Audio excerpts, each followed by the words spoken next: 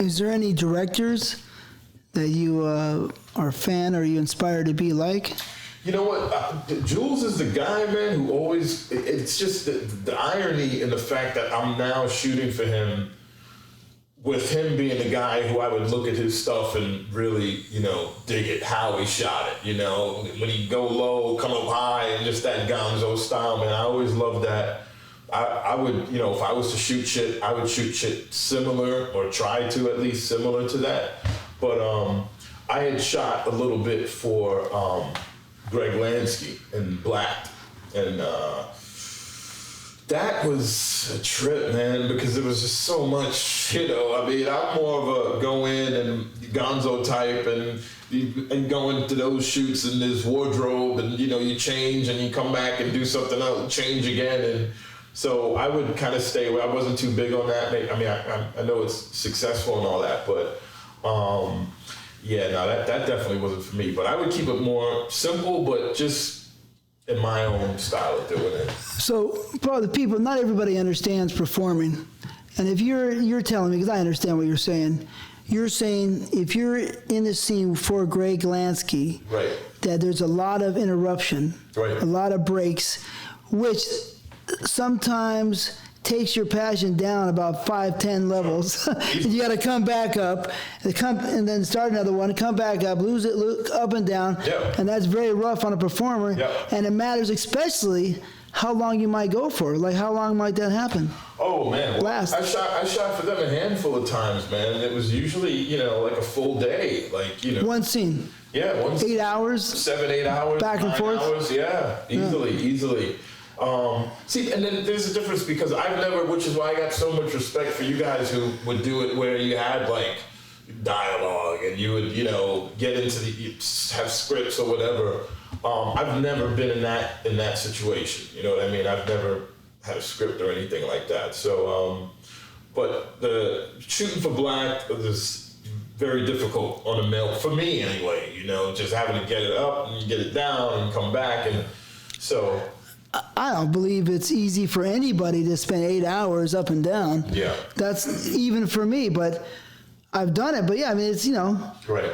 It's not easy. I never shot for Greg Lansky, Black.com, but primarily two reasons. I think that they had their guys. Yeah. And I just wasn't one of their guys. But the secondly, I think that my reputation preceded me such that they knew that I wasn't their type of performer. So they never, I was never extending the opportunity to work for them. And I think they knew, right, that this isn't, that happens with directors. Yeah, and it's a good thing. In some cases, it's a good thing that everybody remains happy. I appreciate the caliber of what they do. I just was never one of their guys. People ask me, I'm like, no, it's all good. I don't hold any. I just was never one of their dudes. Yeah. Yeah. I like to know these things, because we're building a profile. I build the profiles in here, and I like to know. All right, so at 7 years old, right, you're looking at those girls, you love them, right? I can appreciate it. Same as me. I'm in love. That changed my life. Yeah, I'm in love. So you finally get some action at 16, right? How long did you hit it for? You know something, man? That it was at a park. I remember it like it was yesterday, man. It was at a park, and it was the afternoon. late afternoon. 5 minutes. Right. It wasn't anything, in depth. It was quick, but I was satisfied, man, because that was like just getting that weight. You know what it's like when you get that weight off your shoulders, man. Being a virgin at 16 sucks. Yeah, being a virgin at 17 sucks. Yeah. Peter North was a virgin until 17 too. I was a virgin at 17, almost. I was 17. Suicide. I remember when we were going to that park, the girl was like, I don't know. And in my head, I was like, I know, shit. I'm about to. We're getting it. This is going down tonight, So yeah. I was ready for it. And like I said, that initial thing, man, it changed me. I knew I liked what I saw. I knew. And then when I started watching porn, I think most guys to have a thing where it's like, I want to do that. You know what I mean? And I mean, in our generation, I would think, but I don't know today. I think it's still there. You still in there? Oh, yeah. Same? Guys wanting to, in their mind, say, I want to do that, or I can do it. Or, yeah, of course. I mean, yeah. I don't know, man. You know? It's just the difference is now we are the guys that that person's looking at. Yeah. So I remember when TTBoy was like, watch TTBoy, you knew how to fuck bitches because the way TTBoy did it. Mm. See what I'm saying? You could play with him like Tom Byer, you could fuck the shit out of him like TTBoy. Right. You know? Mm. Especially when TTBoy had the long ass bangs that would hang. I remember that. So from a side profile, like, when your bangs were going like, when your shit was going like this, right. You knew that you were fucking the shit out of it. Oh shit. And TTBoy had these big ass delts in here. He'd be like, you see the wings out here. So, I got that from boxing, but yeah. Yeah, so it's like, so as a male performer, you do remember the people that impacted your. That's funny. No, for real, right? Yeah. Your aesthetic. Right. So. Yeah, but my lats, that's funny. You saw my. I mean, yeah. Come here, bitch. Exactly. You know what I'm saying? Like, you get your hair going and shit. Oh, yeah, my hair was that way for like about a year and a half. That's funny. That was 92 and a half, 93, yeah. That's funny. So, here's one piece of advice, is that embrace it, because I know you're already, mature, almost same age, but maybe you don't know, but maybe you do. The good times, they're beautiful, and they're gone. Yeah. Right. Well, I mean, it's like. Oh, what do you mean? I know. So it's like if you can savor them. Yeah. Sometimes. Right. Because they'll be gone. Like I remember, I can still remember when I first walked through the door of Jim South. Damn. And I'm like, that doesn't seem that long ago, and that's 31 years ago. You know what I mean? So it's fucking, it's real. But you got your first girl, so you hit it, right? Got my first taste. Quickie, what happened after that? When's the next time? Quickie, then I would say, man, like what Lance was saying, at the high school, I wasn't one of those dudes who was running around banging, man. Yeah, I was like caught up in just on some nerdy shit, to be honest with you, man. Science fiction, comic books. It's crazy that the dudes that got pussy in high school, they can't believe that other guys weren't. Yeah. And I was one of the guys that was not. Yeah. It's not hard to believe what I told you. Like, I was chilling. I mean, like, it just. But, all right, so this is what I get out of this. I get that maybe both of you were focusing on school. No, I just didn't get pussy. But that's fucked up. I had no game. Right. You know what I'm saying? Girls were not checking for Darcy and Brothers at the time. Mm. It was, it wasn't my time yet. Yeah, for me, I was just caught up in, like I said, man, I was involved in the comic books and wrestling and science fiction and porn. That was my thing. And then it got into sports. And when I started playing sports, basketball specifically, the girls started to come. You know what I mean? And then it was, the floodgates had opened, man. And it's not like, I was one of these guys. Like, I've had known guys, probably guys like you, man, who getting pussy was no problem. I just call this one and call that one. I was getting mine. But each time I was getting mine, there was hell to pay. You know what I mean? Because I was pent up, man. And that's what I think carried over into my years in the lifestyle. Like, I was a fucking maniac when I was swinging. When I lived down in Florida, typical Friday night for me would be starting in West Palm Beach and seeing like two couples, then going down into Fort Lauderdale, seeing a couple there, and ending up down in South Beach at like 4 o'clock in the morning, fucking. You love trapeze? Oh yeah. What'd you say? Trapeze. Yeah. It's swinging. No, it's in Hollywood. Fort Lauderdale. Yeah. Hollywood. Yeah. Hollywood. They had trapeze in Broward County, and in Miami Velvet was the swingers club in Miami. Too. Yeah. It's crack-a-lacking. Mm-hmm. And it's Miami, so the women are like Latin, tan. But just like the caliber women, they're hot, whatever they are. Right. And you're like, and when you're swinging, and you're like, damn, like you are down. Like I'm gonna fuck. I know. This dude, like be like, this dude's wife is so hot, and the next thing you know, you got your dick in her mouth. That's when the pussy was coming. I mean, top quality pussy. Pussy from France, pussy from Italy, pussy from all over the world coming. And I was in Miami, which is a huge tourist spot. So they would come in. And they'd be staying at some hotel on the beach, man, and just basically come over and just do whatever the fuck you want to my wife. Yeah, you never. I never did anything. I just was working. No, this motherfucker, man. Come on, man. No, he's done it every country, on the block, man. Every country. Well, Lex got 20 countries. I mean. Yeah. They flew Lex to 20 countries. Come on, man. That's a big deal. Yeah. Oh, wow. But I mean, a long time, like 21 years. Yeah, but no, Lex, you got to recognize that I don't know anybody who's gone to that many countries, been flown to that many countries. Maybe Rocco, maybe, but who else? Damn. I don't think anybody. I know the actor. I know where they were going. I didn't go to some places. I didn't go to some places because I was always holding Jim South's World Modeling's back. Yeah, I would not go against him. Yeah, you went to Colombia. Yeah, well, I mean, I went to, but that's not, I made my own production. I'm talking about, they were going to fly me to Italy, they were going to fly me to Germany, but I didn't accept because they weren't paying my agent, and I held Jim down, you know what I mean? Yeah. But you went there, they flew you there. Yeah. That's a big fucking deal. I don't know that many people. Rocco's the only guy that I would think went to that many places. Peter North, no.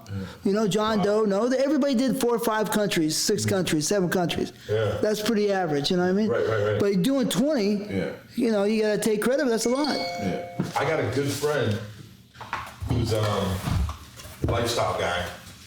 And he was just telling me, I saw him in... maybe about a month and a half ago, and he couldn't say enough about it. Couldn't say enough about it, man. Thanks, brother. He was like, man, you have to do it. It's a must. He said how receptive the women are over there is on a whole nother level. How receptive they are to brothers is on a whole nother level. He said the quality is. He made it sound like in every way possible, this was like the ultimate place to go to, man. Did you ever make it to Japan? Yep. 99 and 2000. That was a big deal, right? I mean, the girls love you, right? Yeah. Whoa.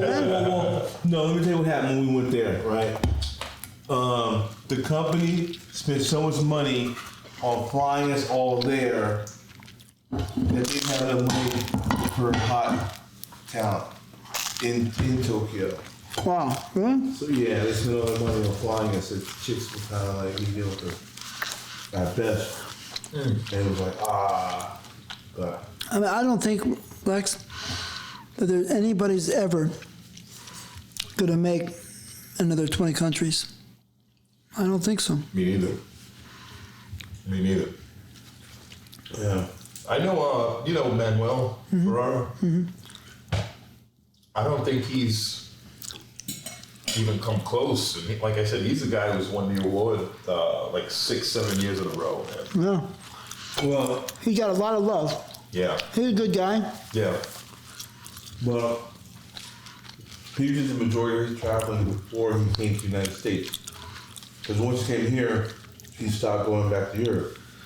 But in Europe, you're only going from maybe Prague, Budapest to Paris, maybe London, So Italy. Yeah. What about Spain? Steve Holmes. Steve is international. I know about I mean, I'm not. He's a whatever guy. Yeah. No, Steve's a good dude, great dude, man. He's been around forever. He's like about 100 years old, and he still loves. I mean, like he has such a joy for the business. It's like that keeps him like he's such a freak, man. I mean, like that guy is like a nymphomaniac. Yeah. And that goes a long way in someone's longevity. Yeah. Would you consider yourself a nymphomaniac? To be honest with you, no. I've got a line where like, and that's happened over time, you know? I would have said yes to that question 20 years ago. But over time, I still appreciate the pussy as much as I always have. In fact, I probably appreciate it more now. But from a physical standpoint, you know, yeah, even though in my mind I feel like I'm doing my best fucking, it's just keeping up, you know, like that pussy non-stop thing, no, you know, I've kind of, over time, you know. I mean, you slow down when you get older. Yeah. You know, you're not the same. Performing under lights is harder when you get older. That's just a fact. Being a champion fighter at 50 years old, that's, you know, it doesn't happen very much. Archie Moore, Bernard Hopkins, that's the end of the, you know, that's about it, man. Your body, you know, is not the same. It's just the way it is. Your heart doesn't pump the same. Nothing is the same. You know what I mean? But, you know. Well, then how? Then, okay. You know, I had set a mark for myself, which was not age specific, but I wanted to make 20 years. I made 21 years because I worked once in January of 19 and twice in February of 19. That's been it. So I made 21 years.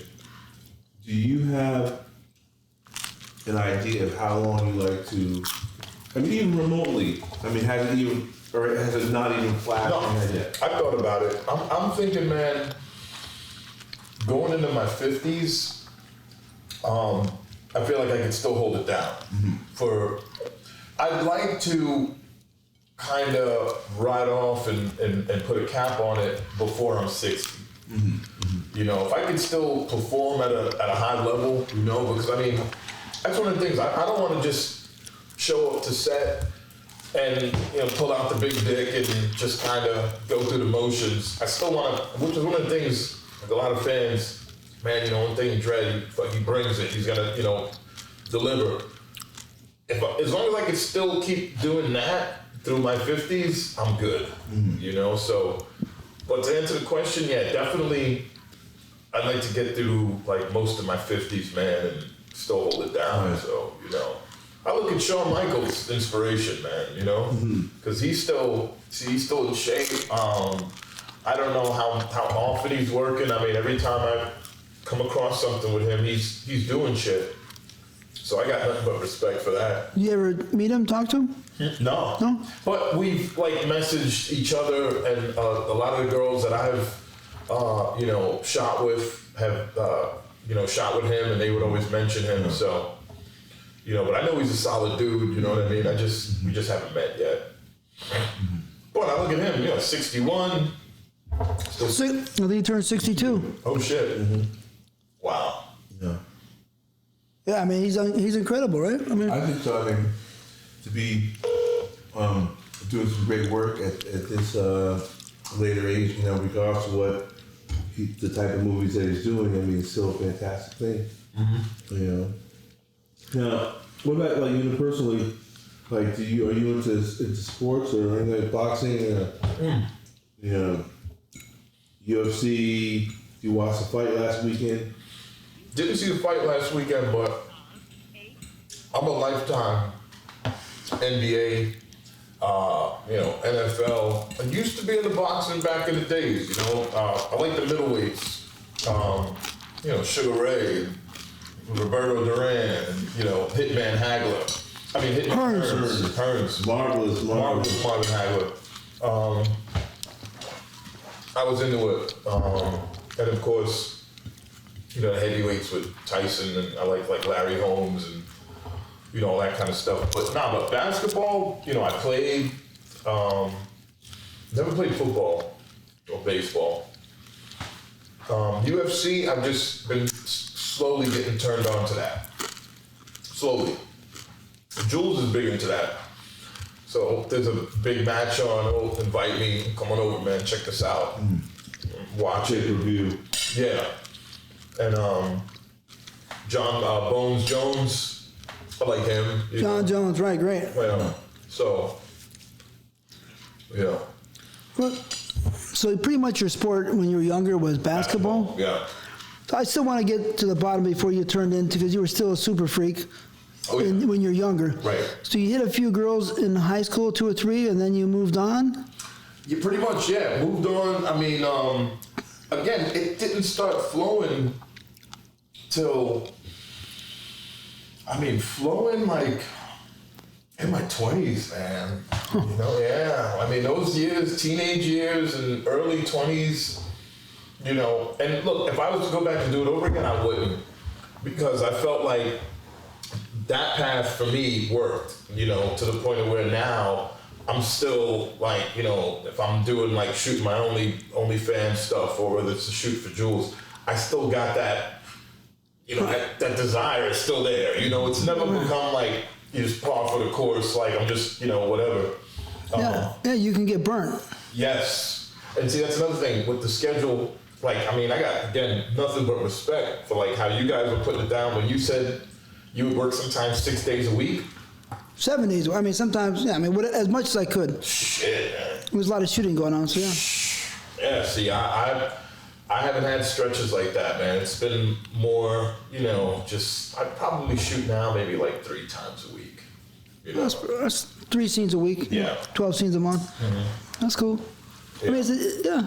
I mean, it's a different, things are different. It's not like, you know, those scenes that you do for Jules Right. probably take more time than the average scene I did back in the day. Probably. How long does a scene usually take? Usually with him, I'm probably talking 4 hours. Yeah. But 4 hours, you know. A lot of emphasis on the girl, you know, how he does it. It's pretty much cut and dry for me, man. You know, Well, I mean, It's not much longer than what is expected for a high-end dance production. It's not like Black, Right. for instance, where you're there for one scene, you're like, holy smoke, this is one scene. yeah, You know, Jules is very.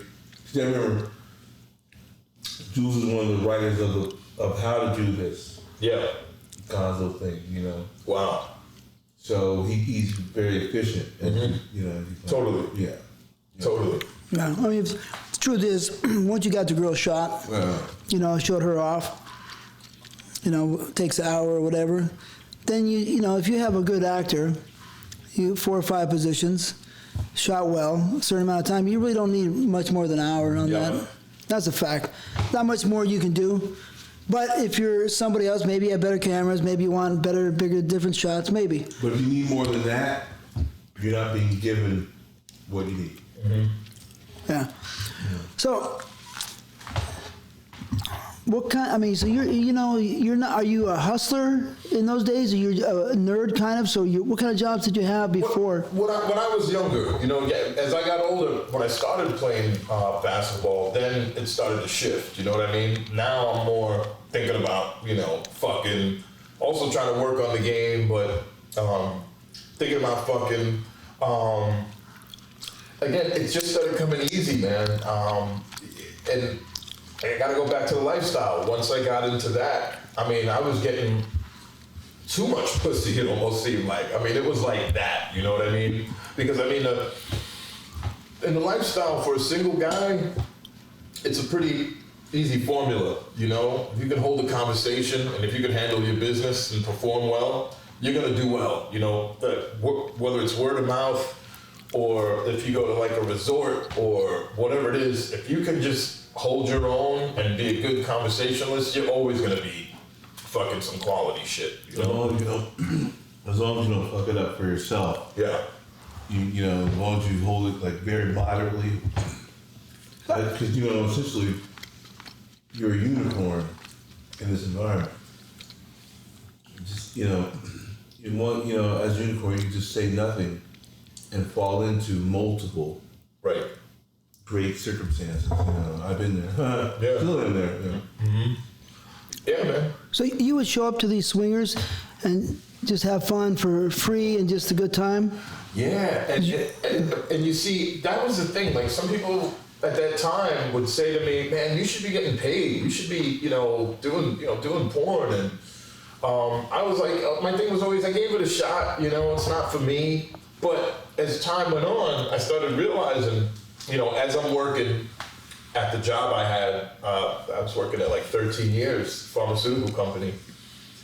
And I'm like, from a financial end, just like barely keeping my head above water. So I was kind of like, I need to do something, man. I can't see myself living the rest of my life like that. Even though I know a lot of people live like that, but I felt like I had a calling. Didn't know it was this, because like I said, I had written this off.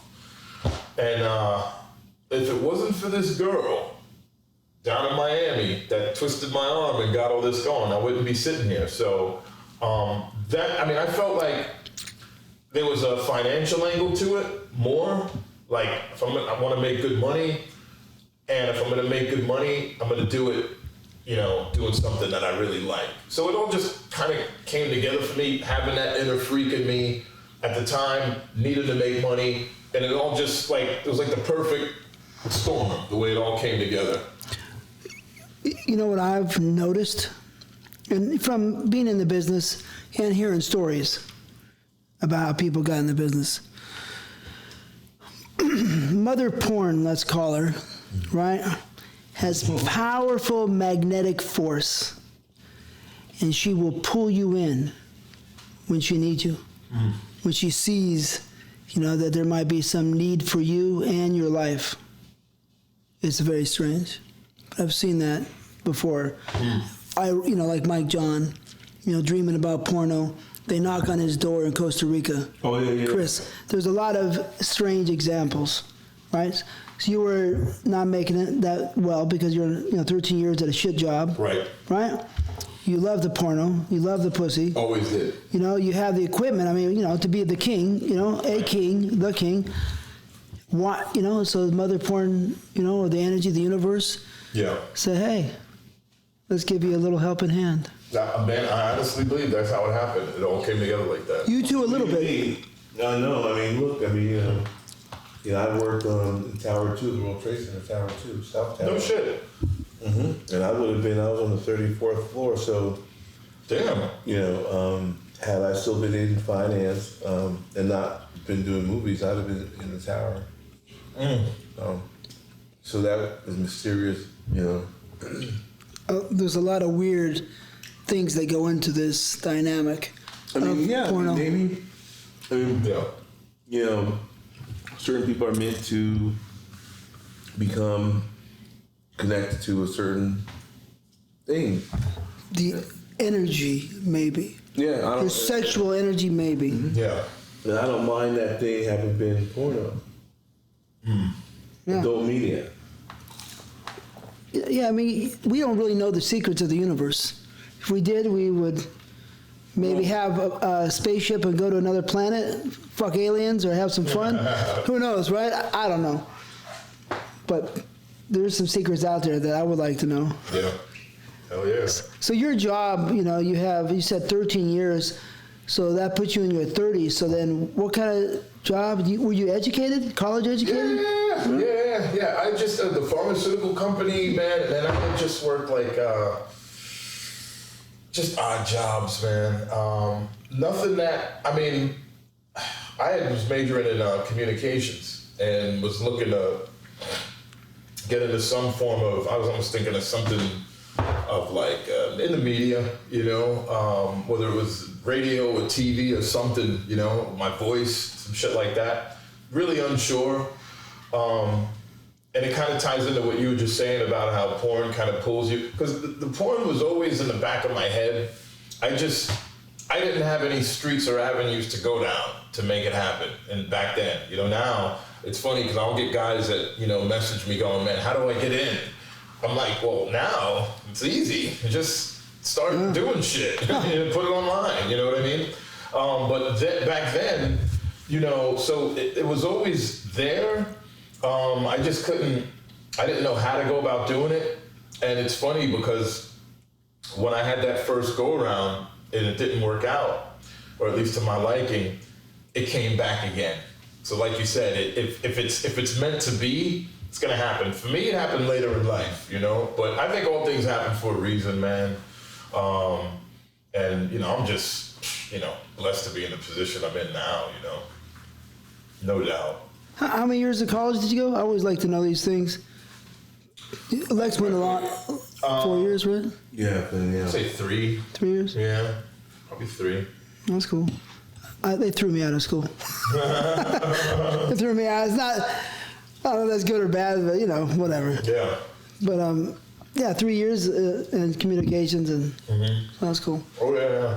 And then you found the job of being a pharmaceutical tech? Yeah, I was doing like inside sales, and that was a job, man, that, you know, just I kind of fell into it. It wasn't planned, and I figured when I started working there, it was just going to be for a short amount of time. I ended up being there, you know, many years. So, you know, again, I was always feeling like I had another calling, you know, and I'm sitting there with this big dick figuring, what the fuck can I do with this thing? I gotta come up with this thing, you know, and shit. So, it's like, it's just there, and, you know, thankfully, man, things worked out the way they did. You know, because the position I'm in right now, I wouldn't trade it for anything, man. Yeah, right now, it's life is good, you know? So. Well, you know, I'm still curious about this situation. Yeah. You know, because you said the girls in the hood didn't, or whatever, you know, Right. didn't pay attention. It was no big deal. Right. But now you're out and about in these swingers and Right. lifestyles, Right. conventions, whatever. What were they saying? See, the thing is, man, like I said, I was something else in those days. I had, you know, I was on this website where it goes by like certifications or validations, where, you know, a couple you had been with previously, they'll say, hey, this Dredd was phenomenal. Friend finder? I was on there. I was on there, but I was more on. Have you heard of SDC? Yes. That's the one I was. Okay. That was killing it. You're killing it on that. Yeah. Did good on AFF though. I killed it on AFF. Damn. Oh my god. Quality shit. Dude. Oh yeah. So when I got into those days, man, it was like years of like pent up, like I felt like I had something to prove and shit. You know what I mean? Like I wasn't just going and playing, I was going to like slaughter, you know what I mean? And like claim it. Absolutely, 100%, no doubt about it. And that's what I did every single time when I was in the lifestyle. And then I don't know, I guess it just kind of carried over, you know, with when I resumed shooting in 2015, I was hungry, you know, more hungry than I was before. But those girls at the conventions are going, we love you. Oh, yeah. Oh, yeah. I was, like he was saying, I was killing it, dude. Just totally, and all different shit, black, white, Spanish, Asian, everything, you know, from different places, everywhere. Now, let me ask you this. Did you ever feel like you had to scale back what you were doing because you were like, okay, I'm not sure whether her husband has ever heard her make these noises before? And if I keep doing this, he's probably going to stab me in my back. You know, man, I had this one Spanish couple, West Palm Beach. I went up there, and they were younger. And we went out, we met at a restaurant, and we're eating, and they were like, we're new to this. We're really new, and, you know, we fantasized and this and that. Oh, cool, you know, we're talking. And they seemed ready. I know she was. But she was fine, man. I think they were Colombian. How old? How old? I would say she was in her 20s. He was probably in his 40s at the time. He was a lot older than her. But my thing with them was, are you sure? Because they were so new. I was like, you sure? Because in my mind, I'm looking at her, and she's, you know, the tits are perked up, yeah, looking at me. And I knew she was. The question was about him. Well, anyway, we went back to their place. And, you know, we start fucking around. Long story short, I'm like railing her, man. You know, and I'm not, this isn't how I went into it. She was asking for it. Like, you know, she was like, come on, give me more. You know, fuck me. Like, tell me to fuck her in the ass. And he was excited initially. And then in the corner of my eye, I see him now. He's sitting down, okay, and he's just looking, which isn't, it's not an uncommon thing. But then now we're really getting into it. I mean, I'm like deep stroking, and we're in that zone. And he got up and ran into the bathroom and slammed the door, man. And we fucked for like a few minutes, and she was like, let me see what's wrong, let me see what's going on. And she went, and I didn't even see him again that night. She came back to me and she said, listen, I'm really sorry, but he can't take this, you know what I mean? And I was like, oh shit. See, in my head, I was like, oh, I was kind of thinking that, but... Yeah. So that was one example of, you know... I gotta get the fuck out of here as fast as possible. Oh, yeah. You never know. Yeah. I mean, we have to accept the facts, right? I've seen girls, most of the time, you know, a big dick and a girl, pussy starts getting wetter, they start getting more excited, and if you're smashing it, you know what I mean, and your dick isn't that size and that noise, like you're saying, is different, it's a painful motherfucking thing. You know what I mean? And that, you know... You're like, holy shit, it's I've heard that tone before. Yeah. It can rip your heart right out. No, seriously, I've run into that a lot. Not to that extent, but to the point of where, like, the husband or boyfriend will be like, all right, you know, let's, hey, you know what I mean? It's time, you know, it's enough, you know? You know, but, and then when that happens, you can be in her, dig her hands and like, don't stop. You're like, look, bitch, your dude just said to wrap it up. Let me bust real quick. Yeah, let's bust real quick, or let me, you know, because I'm not trying to. Yeah. Oh, yeah. Yeah, man. You never know, like, because sometimes when you travel to do these things, you're in someone else's home, far away from your own. You know, exactly, man. You don't know, like, dude could go in the bathroom and come out with a fucking sawed-off. Yeah. Yeah, I mean, and his wife will be like, no, and step out of the way. Right. Yeah, this could be dangerous. Yeah. Like, there's nothing more dangerous than that. Yeah. No. Through the world, through the time of man. Yeah. That's the facts. So, I never really went to a swingers party. It never really interested me. Yeah. I went to Shawn Michaels the other day, you know what I mean? But That's not. it wasn't really a real swingers party. Right. He is doing some shit. So tell me, you know, you're familiar with it. Obviously, you're familiar with it. I don't know if the people know, right? Well, But to know how it really works, because I went to Shawn Michaels and nothing was going on. You're going there. They want you to appear there. They're waiting for you. There's 10 guys there. There's 20 girls. It's all different situations.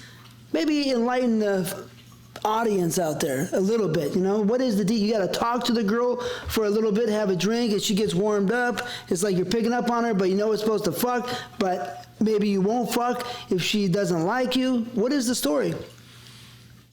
No, you know. Well, feeling it. for me, I've had it different. I've gone to the clubs. I've never really did the resorts. Gone to house parties.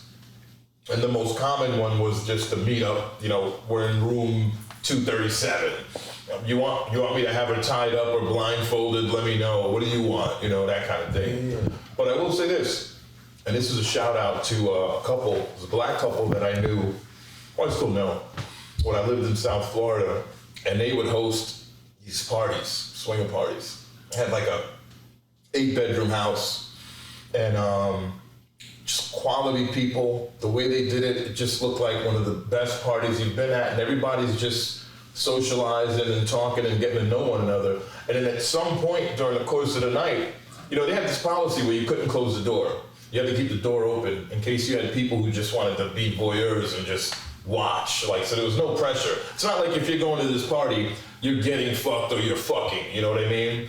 He would leave that up to the people. Most people would be down with fucking, but What do you say, hey, let's go in the back? Is it that easy, or is it like a real date, you're trying to coerce the girl to have sex with you? No, you know what, man? See, that was the thing. There really wasn't a lot of the back and forth, you know? I mean, especially with, like, you know, the sites like AFF or SDC, where you'll have a profile showing off, you know, whether you're just chilling in some foreign place or some action shots where you're fucking, and people will kind of know going in, you know what?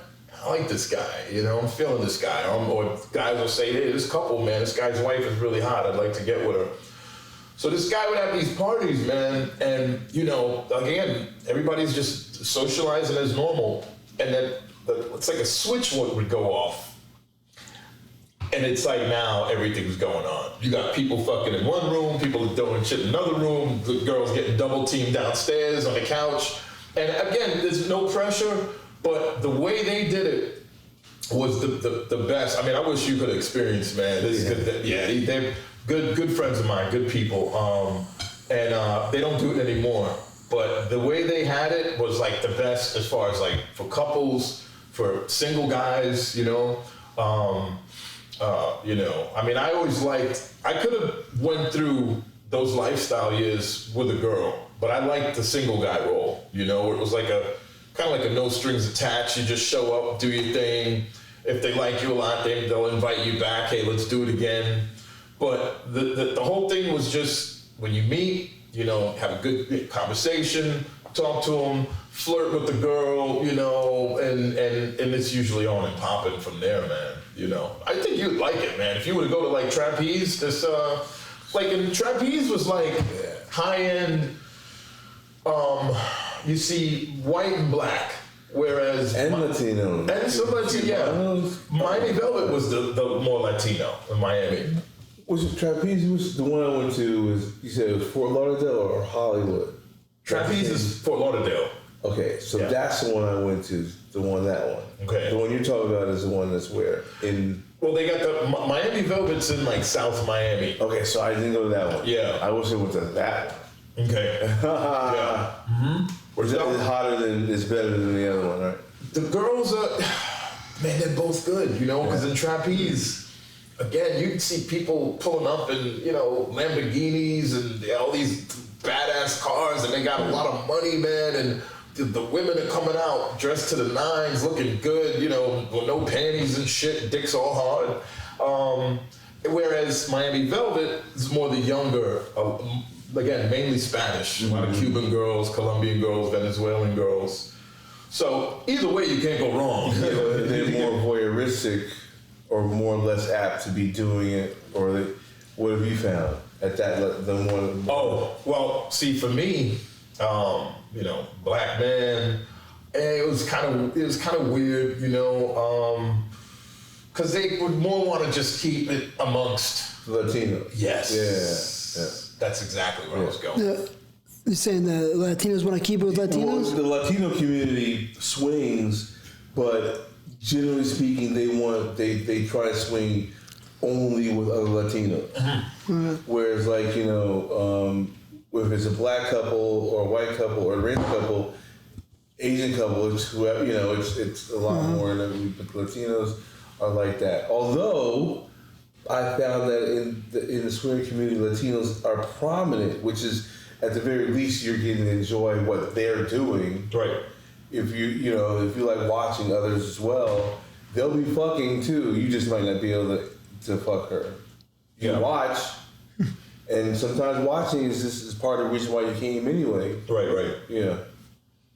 I mean, I've the ones I went to, man, like down there, the quality of women, but it's probably because in that part of the region of America, people are in better shape because they have to look better because of the weather. They have to look better more often. Yeah. And generally speaking, just have to look better. Mm-hmm. Or keep themselves looking pretty. Appearance, right? Yeah. Yeah, I was seeing a lot. I was in Miami for 3 years. Yeah. Oh shit. Yeah, I had, when I moved out of LA, I went to Miami and Atlanta, so I had a spot in Miami too. Mm-hmm. Yeah, I've seen a lot of pretty girls, a lot of skin. They're showing off their, bodies more than California. Weather, Yeah, it's hot, it's sticky, and pussies are wet. Oh yeah, for sure. I like the variety out here though more. You know what I mean? Yeah. I like the variety. I like the Asian girls, the Mexican girls. Down there you got it. I mean, Latino girls is prominent down there, man. Black girls, a lot of fine black girls, but I like the variety out here more, man. Definitely. Yeah. Mm-hmm. Yeah. Yeah, I mean, probably it's a bigger community. Yeah. It's a much bigger community. So I could see that. Yeah.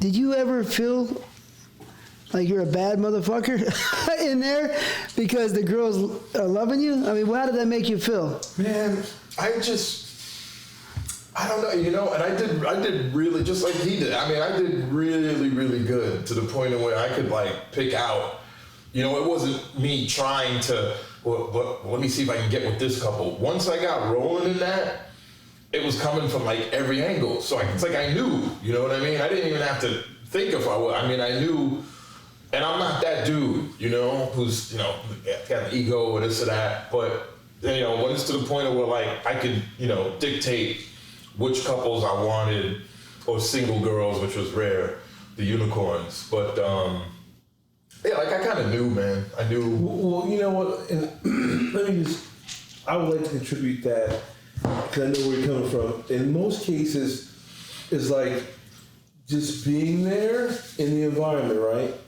As long as you don't fuck it up, Right. something's going to jump off. Now, it can jump off at, say, volume 2 because it's going to. So you let it come to you.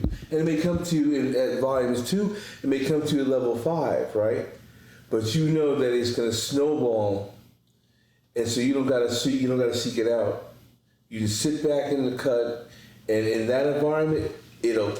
I mean, even like let me tell you something. Even like you can be in that environment and post up next to some action that's happening, right? And then begin to even just watch and begin jerking off. Not paying attention to anybody but what you're watching. Next thing you know, there'll be a couple that's standing over your shoulder watching you do what you do. Now the guy's not really watching, but he's alive for his girl to watch you. And then he's like, hey honey, you know, I bet you'd like to have that in your mouth, wouldn't you? And then she's gonna be like, you really wouldn't mind, Dennis? Right. You wouldn't mind, Jonathan? Right. And he's like, look, Beth, you know, have at it. And then Beth will come over and be like, excuse me, Dredd, would you mind? Oh, yeah. Literally. I'm telling you, dead out. Accurate. Would you mind if I, you know, can I? Would you Suck your dick? Right. Yeah. Oh, yeah. And you look up at the husband, and the husband's like, sure. Yeah. Go right ahead. And you're like, you're sure. Right. And you're to yourself like, especially if you like her, you might be checking out, you'd be like, oh my God. Yeah. I'm going to fuck the shit. Oh, yeah. And that's why you look back at husband like, are you Sure you don't. we good, right? Right. Okay. Yeah. And then, but it happens just like that. Where literally, the woman will come over and literally ask you politely, "Hi, Dredd, my name is Jane. Yeah. Would you mind if I blew you?" Mm-hmm. And she's pretty and all that. Oh my God, it's gonna be fucking a 10. And you're like, are you fucking serious? Yes, please go right ahead. Don't let me stop you. No, be my guest. No, it's okay, yes. Oh no, I understand. No, go right ahead. No. You know what I mean? Where you're like, you gotta put the philosophy on where you're like, oh yeah, you know what?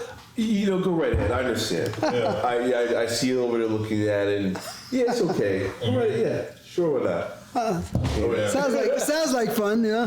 Yeah, but the problem is sometimes if you show up with a girl, right, and sometimes maybe that woman's counterpart wants to fuck with your girl, and your girl has no interest in playing with anybody but you. Yeah. Have you been there where you're like, Oh, you know, sometimes you gotta explain to the guy like, you know, I get that you are allowing your girl to do this with me and my girl, but my girl's not really interested in you.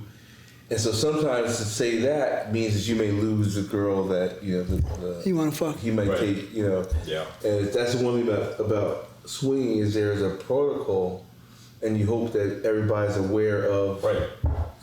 the sexual politics that goes on and also too, to that end, to answer the question you asked earlier, in those environments primarily, when you were asked about how he gets things started, well, primarily, and I'm sure you'll attest this, women run the shit.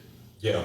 Right? Is women. Like literally, women will dictate the tone, the fervor, the temperature, how freaky a party is. They control all that just by nature. That's what I'm saying. Like as a unicorn, like you said, we can just sit back in the cut and let the woman of the seek us out. Right. That's a good feeling, man. Yep.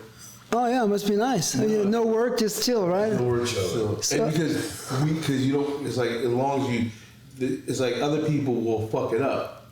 Yeah. And we just know that like I'll just sit back here as long as I don't fuck it up. Right. So how many times, or has it ever happened, so you're in a swinger party, when a guy came in with a bigger dick than you, he could smash harder? Did that ever happen? I've never happened to me. Looks. See, I always kept myself in situations, like, I mean, it was one time when it was supposed to be a gangbang. It was like 7 guys. This is in Miami. And this couple from Atlanta. And it was supposed to be all the guys, and I got there, and we were all hanging out, and I started fucking around with her, and all the fucking that went on was just me and her. And the other guys, I don't know if they had kind of like mentally checked, if they had checked out, right? You know, but I was like, hey, come on, come on, guys. Right. Let me put a little 2 cents in there. I had to work next to Mandingo, like I said. You know, you have to be a fairly strong mentality. If your dick is only about 8.5 inches long, working next to that guy, you know what I mean? Wow. So the average guy will not be able to take that type of mental punishment. What? You're like this. You're looking like, motherfucker.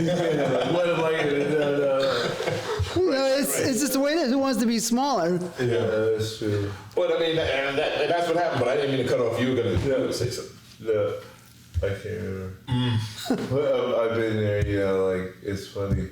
And sometimes, quite honestly, this is a strange dynamic, but to find the truth, TT is like sometimes when we're in that situation, you don't know whether it's the husband that wants it to happen more than the wife, because sometimes the husband will want it to happen more than the wife, right, or the girl, and you're feeling like, hey, wait a minute, like, you know, like we're fucking, but this motherfucker's acting like he wants to want to be fucked, and it's like she's doing it by proxy. I've been there where I'm like, yo, like this dude is like, some weird shit, right? Living vicariously through his wife. Were you ever that way? Me personally? Yeah, feeling like you want to see your girl get railed by a bigger dick than yours? No, it didn't. You know what? No. It wasn't a size thing for me. I always felt that I shouldn't be the only person that my female counterpart enjoys. And I don't mind if he's bigger. It just so happens that this particular individual that she might play with might be larger than me. I don't trip on that. My thing is like, yo, if I want to get some extra, why can't she get? Because it's not really logical that like I'm going to be the last dick she's ever going to enjoy. I shouldn't be. Right. See what I'm saying? And my heart is not connected to my dick, and I don't expect her heart to be connected to her pussy. Yeah. Well, you know, those a lot of the women, man. I think that the prototype would be like a woman in like her late 30s, early 40s, had a few kids, you know, the kids are gone, they're grown up, and she's been with the same motherfucker for the past 25 years. So from a sexual standpoint, she's fucking ready to just like let it all, you know, let it all out. And I mean... And she was honest, you're saying, which makes it more... Yeah, no, for sure, yeah. So, and people would ask me like, yo, seeing people who know of my time in the lifestyle, like, what's the hotter thing? The super hot porn star or the hot swinger wife? Oh, the hot swinger. 25 years of held in heat. Wife, it's not even... I'm guessing. Close. It's not even close. Yeah, it's not even close. Oh my God. Yeah. I mean, like, because when that hot swinger wife, when she blows you and she looks you in your eye, she's looking you in the eye with her soul is coming through her eyes. Right. And literally, you're looking down at her like, not forgetting, like, It's why are you looking at me like that? Like, I know I'm not looking at you like that. Right. Why are you? And well, not for nothing, but does your dude see you looking at me like that? Right. With my dick in your mouth? You know what I mean? Kind of like cool out with those gazing eyes, you know what I'm saying? I mean, how do we look at it in a certain way? Are we just energy? And we go, the energy just goes this way. We're just vessels, right? So the energy goes this way, is magnetized toward that. It's a strange idea, kind of. Nah, you know what it is? Is the way we gotta look at it like, if you ever met Rocco, you don't know Rocco's Freddie personally, do you? I haven't met him. All right. What you need to see is, you need to witness the way girls act around and for him. No shit. Right? And Tito will test this. Damn. And it'll be the same chick that either you direct or you work with, and you'll be like, what the fuck is he doing that has her doing that? Because for me, she didn't show any indication that she's capable of doing that. Wow. Right? And so to the swinger environment, we're that dude, where the guys watching their wife do that. Yeah. You know. That was my nemesis. I always had to fight Rocco. You know? Cool though. Huh? Oh no. You guys were cool, yeah. Oh no. Right. Nothing but I love. see now over like do shit with girls where I'm like, yo, I just shot her last week and I noticed she didn't. I had no indication. Word? She did that? No. Yeah. Watch it. Yeah. What? Yeah. I paid that bitch No, they just. $1,500. He paid her, $950, and she's got 3 dicks in her ass. And she's screaming at me trying to put it inside her. Right. Yeah, Rocco. I mean, you say Rocco. Yeah. Rocco, yeah. Like, I mean, the fuck? it's a testament to his greatness. Right, you know? right. So it's like it's what an individual can get out of Yeah. I mean, think about it, there's some girls that make your dick harder than the next girl. Right. Yeah. So let me ask you this: you when you're in the swingers party, what is the most girls you had at one time? God, good question. Damn good question. The parties is like completely out of control.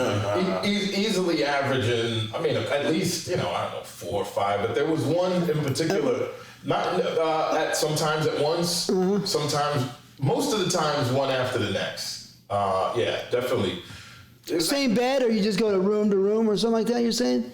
Is that how it could be a party or whatever? For me, room to room. Okay. But there was one particular night at this party, Miami, and I'm not kidding you guys, man. There was a line of about 8 couples, and I'm on one bed, and I'm just blasting away, just doing my thing. Blasting away. And then there would be a couple, the husband standing with the wife, right next to the bed, waiting.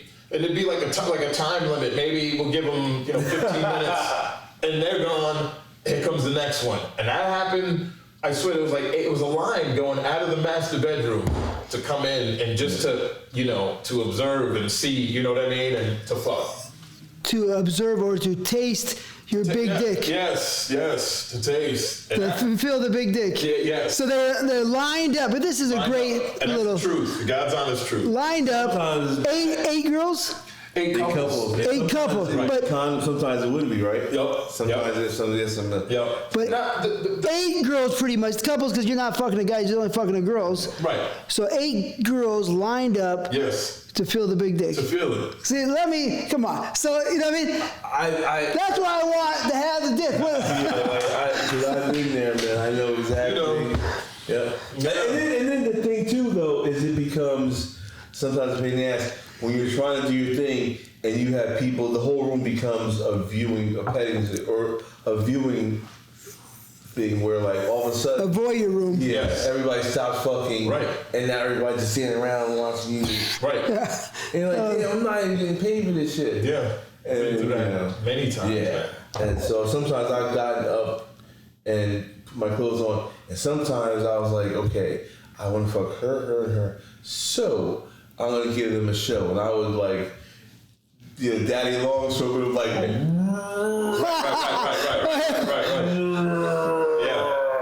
Yeah. And I would open it. I would do a porno. So you're trying to fuck.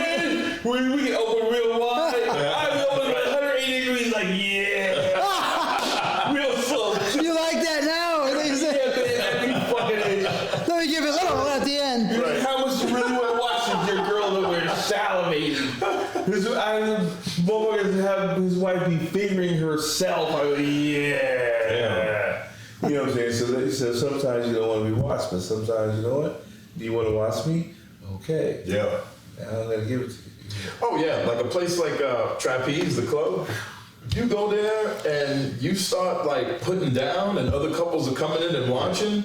That's always a good thing. That's always a good thing, man. You know, because they're curious. You know, they're looking at it, and the wife starts getting, wow, yeah, I'd like to. I think I can. You know, I'd like to experience that. You know what I mean? So, but I never really did the trapeze thing that much. I only did it like 3 times, man. Went there, but my thing was mainly the parties and just the meetups, you know, whether it was come directly to the hotel room or we'll meet downstairs at a bar. Sometimes the husbands would want to sit like on the opposite side of the bar and just watch how you interact with the wife and, you know, flirt with her, you know, rubbing on her legs and shit, kissing, you know, they get off on that shit. But I mean, you know, I just feel like in that realm, I had... You know, it happened for a reason, the timing with getting into porn, because I felt like I had climbed the mountaintop with that. You know, I mean, when you get to the point as a single guy in a lifestyle where you got couples flying you out to say, look, you can, or saying, I'll fly my wife down to you. Just, you know, take good care of her. You can fuck her all you want, do whatever you want to her. Just, you know, have your way with her. I think when you get to that point, there's really... what other move is there to make vertically? You know what I mean? You're just like, okay, I'm there now. What else? And then as that's going on, you know, things are getting a little tight. You know, my palms are starting to itch me. I'm like, I need some more money. So it all just happened and came together for like a reason, man. You know, I mean, it just the way it worked out was perfect for me. And I still got friends in a lifestyle that'll. I haven't fucked around and did anything like that in a while. But, you know, they'll still keep in touch, and I always think about it, though, man. Still always, you never forget those days, man. And you make some friends that you can have for a long time. Yeah. You should be surprised, you know, when you think about it, a couple that you had a good time with, you really enjoyed the wife, you guys really enjoyed each other's company. Right. And things were cool with you and the husband or the boyfriend, and you realize that you've known them for 10, 12 years. Yeah. And it was just like, oh, it was a couple years ago. No, it was in 2004. Yeah. You know what I'm saying? Mm-hmm. And, yeah. But, you know, that being said, again, I've had shoots, just like I'm sure you guys have had, that were just like phenomenal sex, just fucking mind-blowing shit. And, you know, it's different, you know, from your mind-blowing swinger shit, but still, you know, good sex is good sex, you know, so. Let me ask you this question. You go out with a girl, right? She has a girlfriend. You ever try this? You know? You start kissing your girlfriend. You know you like the other girl, her girlfriend. Then you pull out your dick, you start fucking her. Wait, your girl or the other girl? No, you're fucking your girl. Okay. But the other girl you like too, right?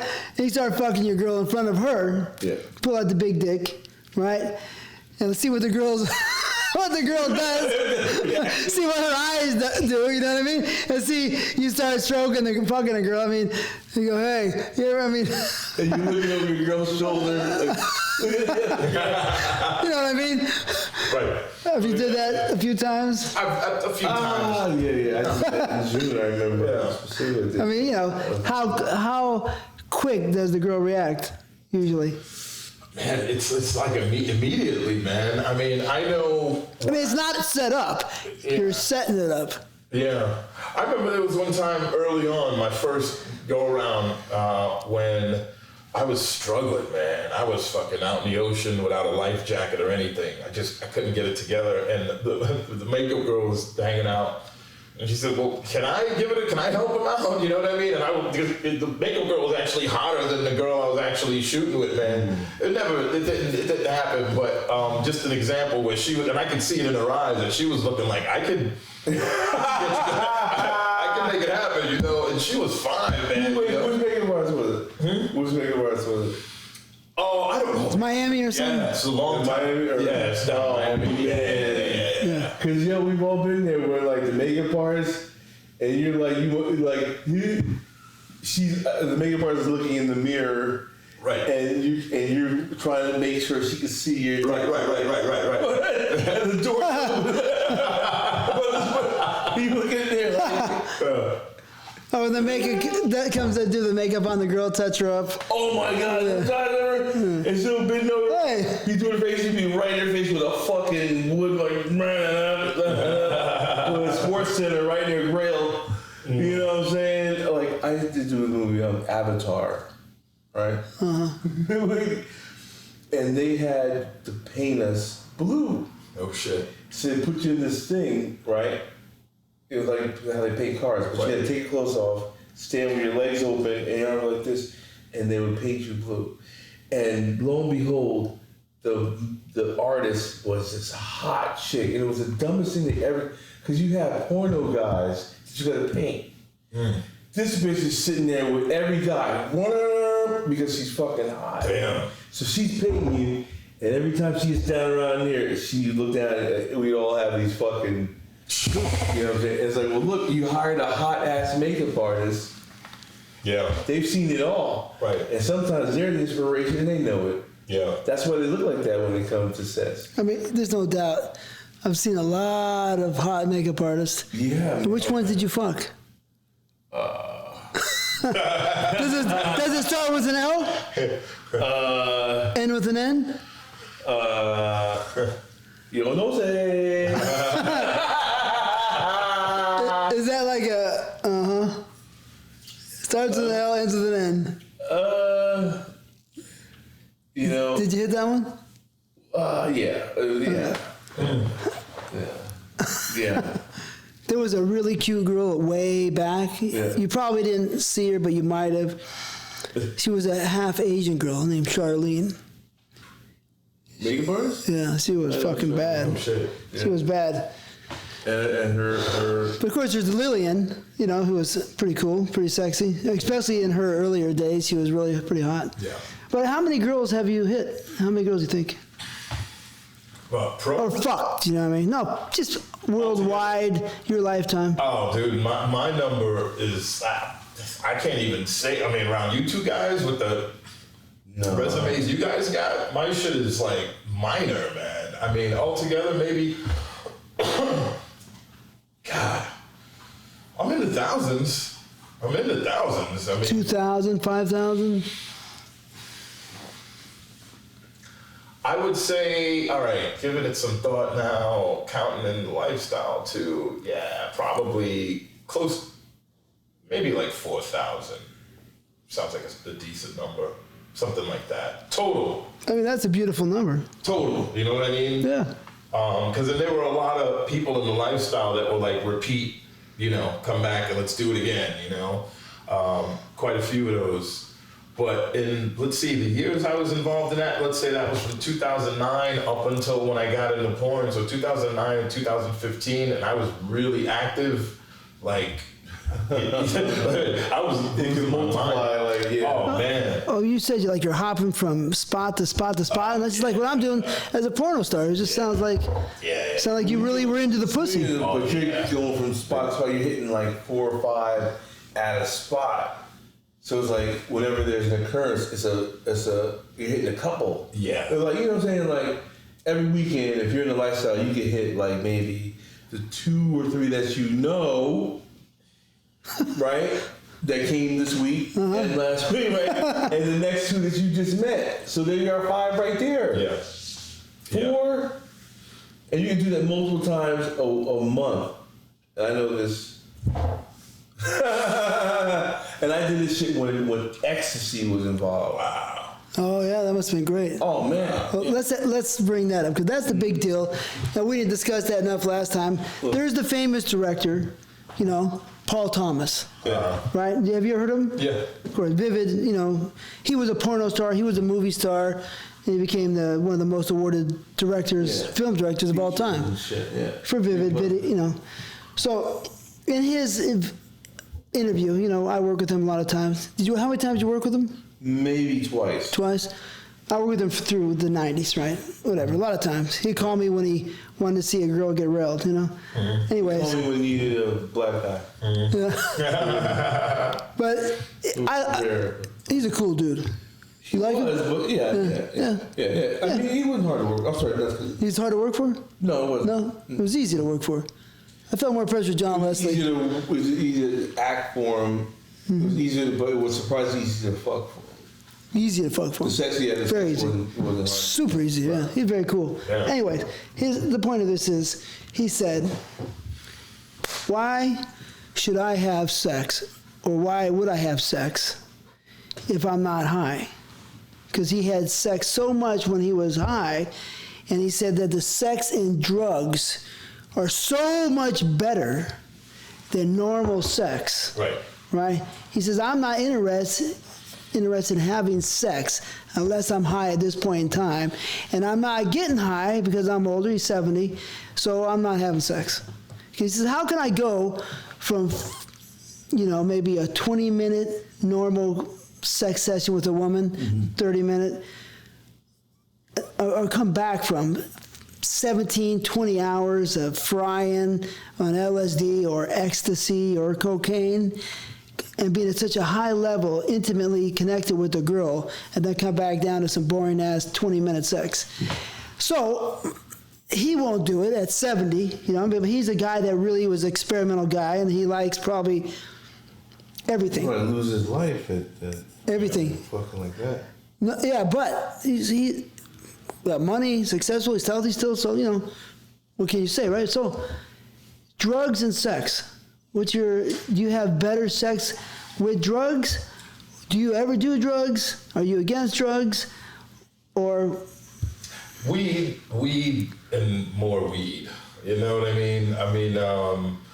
For me, to this day, when I smoke, just like if I'm listening to music or if I'm, how it is when you smoke. You smoke weed at all? I smoked when I was 12. Okay. Well, I quit at about 18, 17, gotcha. yeah. For me, it just amplifies everything. And I think sex is at the forefront of it. So I've always, man, whether it was in a lifestyle, I would always smoke. Always smoke weed. If anything, it enhanced what I was doing and how I wanted to do it. Anything else, I never really did ecstasy. Never really did, the hardcore shit, coke way back when. But for me, it's been weed. I never did the pill stuff. I never fucked with that. Never did. But as far as weed goes, that's my thing. It makes the sex better? For me, it does. Huh. Absolutely. No doubt. Come on. I didn't get that question last time. What about it? What? Is sex better with drugs? And what drug? Well, I don't know anything about like the marathon days of of doing shit like you said, but man, there was a time when like in LA, the ecstasy was really good, and your weed dealer specialized in different types of ecstasy as well. And then what you ended up saw happening was the ecstasy dealers would powder their pills and sprinkle their weed with ecstasy dust. So you would smoke weed and then end up with a raging hard on. Wow. So then it got to the point where you knew, like if you bought from dude, that his shit was the hard-on weed. Right. And so he would actually get you addicted to weed and ecstasy at the same time. And now it's part of the game. In LA, it's like people talk about, the introduction of crack into LA community, purposeful insertion of crack. Well, ecstasy was in some ways inserted into the community for specific reasons and it worked. Now, if you look at people are saying Molly, which is pure MDMA. Having sex on that was like ecstasy light. Like having sex on ecstasy was just shit. Now, I never done LSD. Even something like cocaine is fun to fuck on, but you could end up taking too much, enjoying it too much, and then your dick falls apart. It doesn't work anymore. right? Yeah. But the girl you're with, by that time, is fucking bouncing up. She's bouncing off the walls like, yo. Right. And you're sitting there like, no. She's like, you've got to go. Right. Let me tell you something. Let me tell you something. One of the worst experiences of my life. I was with she was my wife at the time, believe it or not. And then it was 3 other hot girls from the industry. We were at this party in Vegas after AV in a suite. And it was me and this other dude who was in the industry, and then these group of people. So it was me, there was 2 guys, myself included, and 4 chicks. And everybody was fucking railing, right? Even people that were there watching. And so the girls wanted to fuck. And so it was gonna be me and this one dude with 4 other industry chicks on blow. Damn. Pretty ones. Hot ones, my nigga. Oh, come on! It was like, okay. Oh. It was fucked up. I shouldn't even say this. But it was Savannah Styles, Nina L, August Taylor. Mm. Yeah! Yep. And one more girl that wasn't in the industry. Right. So it was 4. And it was me and this dude that was like a random dude that was like kind of new. And anyway, the girls were fucking tearing each other apart. And I did too much of the Tony Montana. Right. And my shit couldn't work for a goddamn. Damn. And so I was like, fuck it, I'm leaving. And I turned around and looked at my girl, and she was like, well, I'm staying. Oh, that sucks. And I was like, well, goddamn it, stay then. And I walked out, I got to the door, and I was like, come the fuck on. Like, you're not gonna, there's a co-party, you're gonna stay here fucking with me leaving? Yeah. No way. And I was so mad. Because it was my own fault. So it was like, when you dabble a blow, you gotta watch yourself because, there's a diminishing return. Well, with blow, there's something called dick hard, pussy wet. Exactly. You know what I mean? And there's some other shit that you don't want to fuck with. Yeah. So that's about that, you know what I mean? Right. But if you do too much, but if it's dick hard, pussy wet. Wait, what does that mean? If you're good to go, she's gonna be good to go? No, dick hard, pussy wet means that it's the shit that's gonna make your dick hard. And get that pussy wet. And there's the other shit. Yeah, that's gonna be You got minus a fuck. Lesser, and then you got some other shit that'll speed you up probably. Yeah. And fuck you, ruin Yeah, you. man, yeah. So I've been Something there. like that. And then I've been there too, where it's like, it's you and, I can't be dropping, TTB had me dropping names and shit. Like, before I moved out of my house, this is like literally the house was empty. And since my movers were coming the next morning, all I had was a mattress in the living room. And it was after I took these 2 chicks back and we had they had shit, I had shit, I had drink, I had weed. It was like, we were like set everything out on the table. It was 11 hours and it was a good blow. Damn. Yeah. Dick hard, pussy wet.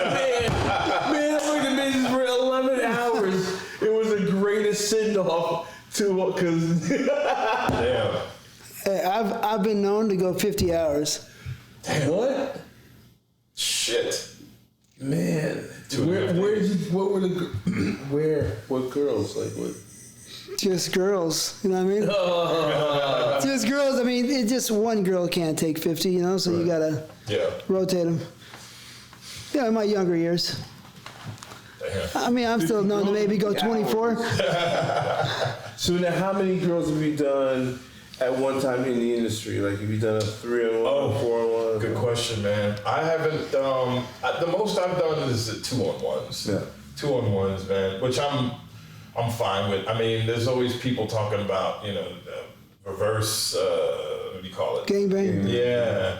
You've been putting me with a bunch of girls, and I mean, I'm not opposed to it, but I'm just basically following Jules' lead. Wherever he's going, I'm going. And then when I'm doing my OnlyFans stuff, I mean, I've got I'll do like, I'll have 2 girls, I'll have some black girls every once in a while, try to mix it up a little bit more, but 2,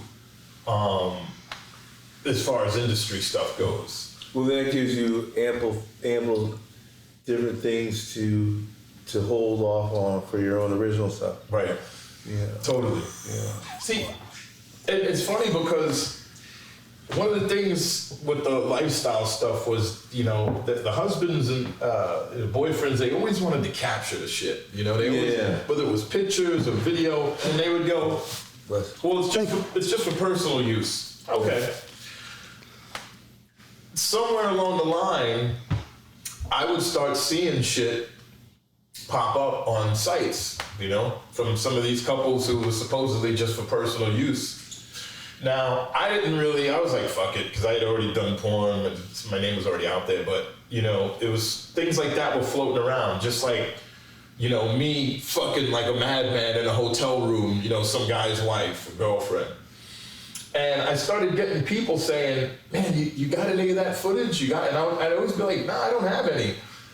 But it was like a switch went off where I was like, if I could just start doing shit, because they want to see like some, raw, uncut shit, like in a hotel room, then I'll give them that. So that's really what I'm doing with this OnlyFans shit. It's just like, getting a hotel. Now it's mainly performers. It's no swinger girls. These are all performers. But it's still just like a more of a raw, there it is. It is what it is kind of thing. So that would always trip me out, man. And when I would see it, I'd be like, man, I thought this shit was just supposed to be for personal use. You know what I mean? And here it is, floating around on, one of those tube sites. But you know what? Not to cut you off, but that is almost like a de facto training. Right. As we spoke of before my interview with you earlier, TT, where I said how the swinger stuff I was doing with, just like you said, with the husband and the camera. The comfort level when I got time to do it professionally was I've been there, got the comfort level up, so. Yeah. Yeah. What is your preference, your girl preference? What color, what look? I kind of said already like an ass. Good question, yeah. You know something, man? Because of the fact that I've mainly shot with white girls, there's this, misconception that that's what I'm about. When it's really not. I like them all, but preferably, give me a black girl that's to my liking. I'm all over that. I like all girls though, like white, Spanish, but if you were to say, what's the, kind of type girl you'd want to be, riding out with?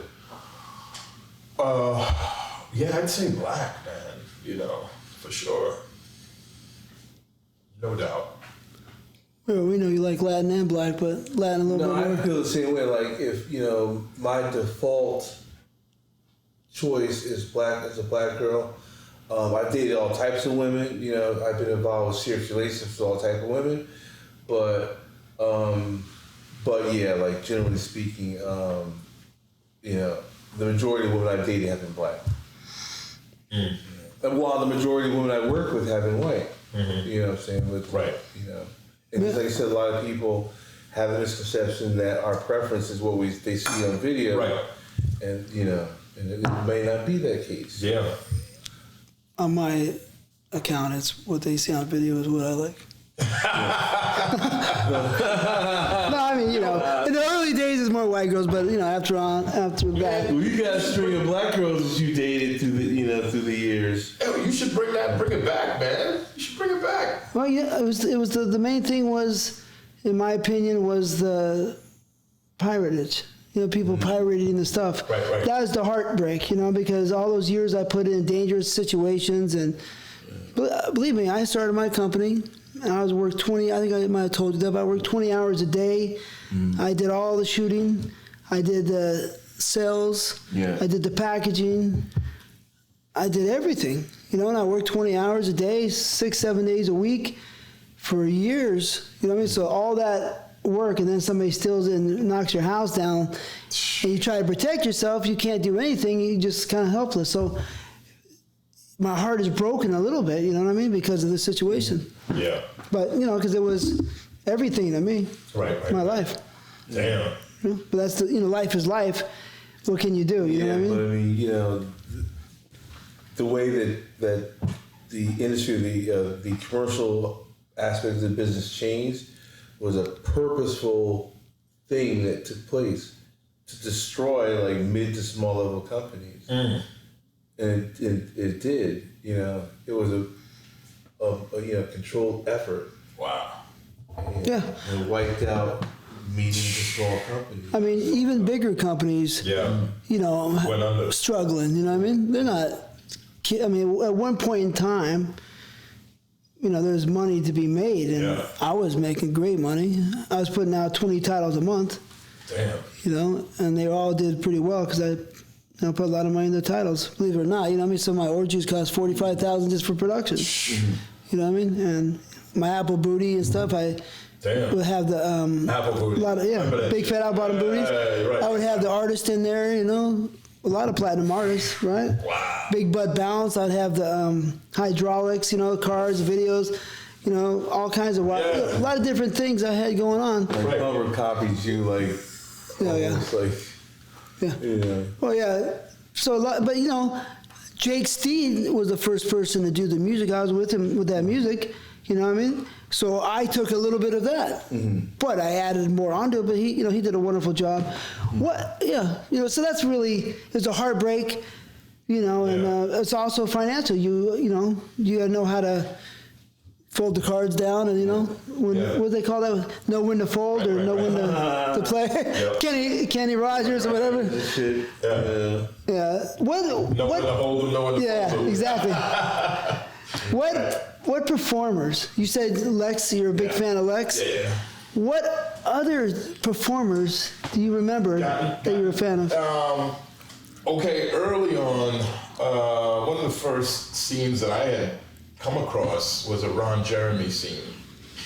And I was probably like 11 years old. I remember it, man. Well, he was railing some chick in her ass on a stack of tires. It was like 8 tires, and he was just railing this chick. He was really? Yeah. Huh. You seen Rail Girls before? Oh, he was younger? Way back, yeah, man. When he was younger. This was like circa 1981. Yeah, he's his prime, yeah.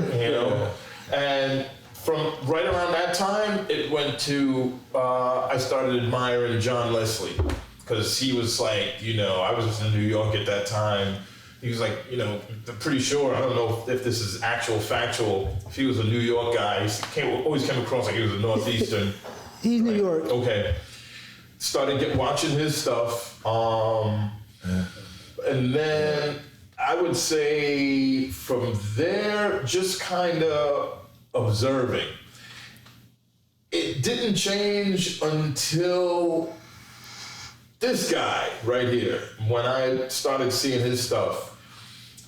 Because again, as far as black performers, when we mentioned FM Bradley and Ray Victory, and I hadn't really seen Sean's stuff, and those guys were good. But when this brother came out, this guy was like a superhero and shit. You know what I mean? It was like he was coming in, and you had to admire that shit. You know what I mean? Thank you very much. I mean, seriously, man.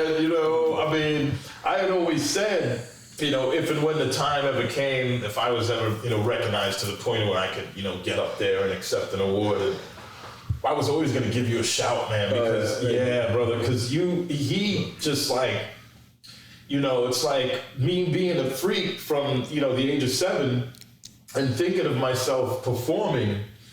The kind of impact, how can I put this? Seeing those other guys didn't have the kind of impact on me that he did. When I saw him, I was like, oh shit, man, this guy's, are you kidding me with this dude, man? This guy's slaying these chicks, And that got me like, more like I want to be like him. You know what I'm saying? That's the God's honest truth. And I didn't really, and this is in no way a knock on anybody after him. Nobody's had that kind of impact, you know what I mean? And there's been other, really good performers, and then the stuff that you would do with Marcus, some of those. Up your ass. Yes. Anabolic. Man, those 2-in-1s were. Yes. Yeah. Oh man, it's legendary shit. I mean, that's the kind of shit I would watch and be like, damn, look at these guys are just destroying shit. You know what I mean? Fuck. So with anabolic and diabolic back then. Good. That was when chicks were like, like porno girls were built like porno girls. Yeah. You know what I'm saying? What you expect a porno girl to look like, big titties, big ass. Like when you saw the Vivid girl, you say, well, yes, like the supermodel, but everything almost. Right. Yeah. So when did it change? I mean, is it safe to say it changed? Correct me if I'm wrong on this. I'm going to speculate and say when like Jenna Jameson came on the scene, I think it kind of started to shift right there. No, because there was girls. No, because when I put my company together, I slowly started putting a lot of thick girls in there, So, but on the white girl side, I don't think that should start changing until about 10, 11, 12, you think? Well, skinny girls, you're saying? Right. Oh, yeah. Skinny girls, you know what I mean? Yeah. Because there were still a lot of white girls to ask. First, really, of that ilk that, you're like, okay, the times have changed. Because once she... Who? Riley Reid. Riley Reid, okay. And then there was a couple girls, Tori Black won it twice. She was very slender, very model. Well, she was tall and skinny, but runway model like. But Riley Reid was very frail, very petite, very young girl like, right? But then you look at Angela White, who's like the embodiment of womanhood. Right. You want to breed with Angela, like you want to, I want her to carry my kids. Right. My genes, you carry with a woman like that. Yeah. Not no 102 pound. I want my bitch to be like, you know what I'm saying? Like I want a bitch that can feed my baby. Right. And to take one big ass titty and be like, come on, baby. I have one, they have one. Yeah. That's about 10. I told you I like titties. Big ass titties. Right. That's good. You share the milk. Word up. You know what I'm saying? Like, I have no shame. But would you say that's around 10, 11? We started seeing more skinny girls? 10 years ago, I'd say. 2011 or so? I'm guessing. Yeah. I don't feel that until those years. I don't feel that, but you're more in a mix. I slowly started. I was still producing a lot, so I did a lot of black product, man. Right. And my girls, most of those girls, majority had to have big ass, small, small waist, big asses. Dude, that's why, man. You gotta get back, man. Jump. I mean, shit. You still got it. Yeah. What the fuck? Yeah. I'd say do it, man, because the door's wide open. I mean, there's I don't know, there's a good amount, but like you said, you said you run out of black girls to shoot, I mean, I did, You got to be the guy that can do it, hustle it, So it's I know the game, very well. It's a game, it's a possibility, but will the people love you enough to buy it? That's the question. I think they will. But if it's something being produced at a nice caliber, if more regular stuff hits the market, then it's not going to take off again. People are like, more garbage, gone are the quality. If you could shoot it like, I guess these guys are using better camera, better lenses, maybe make it, something like that. Videography, and you got to remember, videography and direction are two different things. You can have a great director with a garbage cameraman, right? Or they can be one and the same. Ideally, they're one and the same. Like you shot stuff that you directed, correct? I shot hundreds of my own movies. Exactly. I trained my cameraman for 6 years, and he's had a job ever since. Damn. Oh, so now question: do you not use a camera? No. Dude, you gotta get a camera and you gotta learn how to shoot. I'm telling you, and then not for nothing, but there's certain things you should. I mean, on a certain way, but we gotta keep this in mind. And we talked about it last time. is that if you take your energy, right, and you dissipate it in different directions, it can take something away from your performance. The focus on your performance, even the little camera work. Oh, you mean? You know what I mean? It can take something from you coming to the set, fully prepared mentally. No, it's not. Oh, we talked about last time. You said that you were killing it, and then you started doing too much of your stuff, and you said you weren't the same. It's very, very. I'm telling you, the little energy from your brain, you can't even give up too much because it's single focus. That's just a secret. That's just a secret to secrets. Well. Yeah, when you dissipate, your performance will lack because you have something else in your mind. You need that full focus. I love pussy, this, that. Don't worry about, you got to go this angle, blah, blah, blah. No, I think that it takes a little bit away from your single-minded performing where you can just completely focus and become the best of the best. Okay, well, here's the thing. You're right, but I also would say that when I became a director, I became a better performer because in my brain, I was seeing it from the side of the camera. So people thought that I was very vain because of the way I was used to perform. And they're like, why is he, it's like he's so obviously performing to the camera. And as I was like, exactly. So it wasn't that I was vain, it was just in my head I was thinking, what can I do to give the most view of what I'm doing to the camera? Right. So I'm simply saying like, so if he becomes a director that'll open up a different, another dimension towards the capture, because now he's thinking he's viewing it from behind the camera. And he'll perform to that view. But you should know that already as a performer, kind of. No. Yeah, but I believe that if you take too much into your mind, especially when you're performing, the whole world is just, for me, it's just that. That's when I was the best. When nothing else is creeping into my head and distracting me. And you kind of said in 1, 2, and 3, or whenever you got those awards, you were mostly in the moment of performing. Oh, yeah. I mean, I wasn't, I was directed by my, I was directed by the first one I won. But anyway. Yeah, no, I gotta, that's something that I've been lagging on, man. Gotta get a camera and stuff. Yeah, I mean. But the purity of performing, that's in my heart, you know what I mean? Yeah. It's in your heart, right?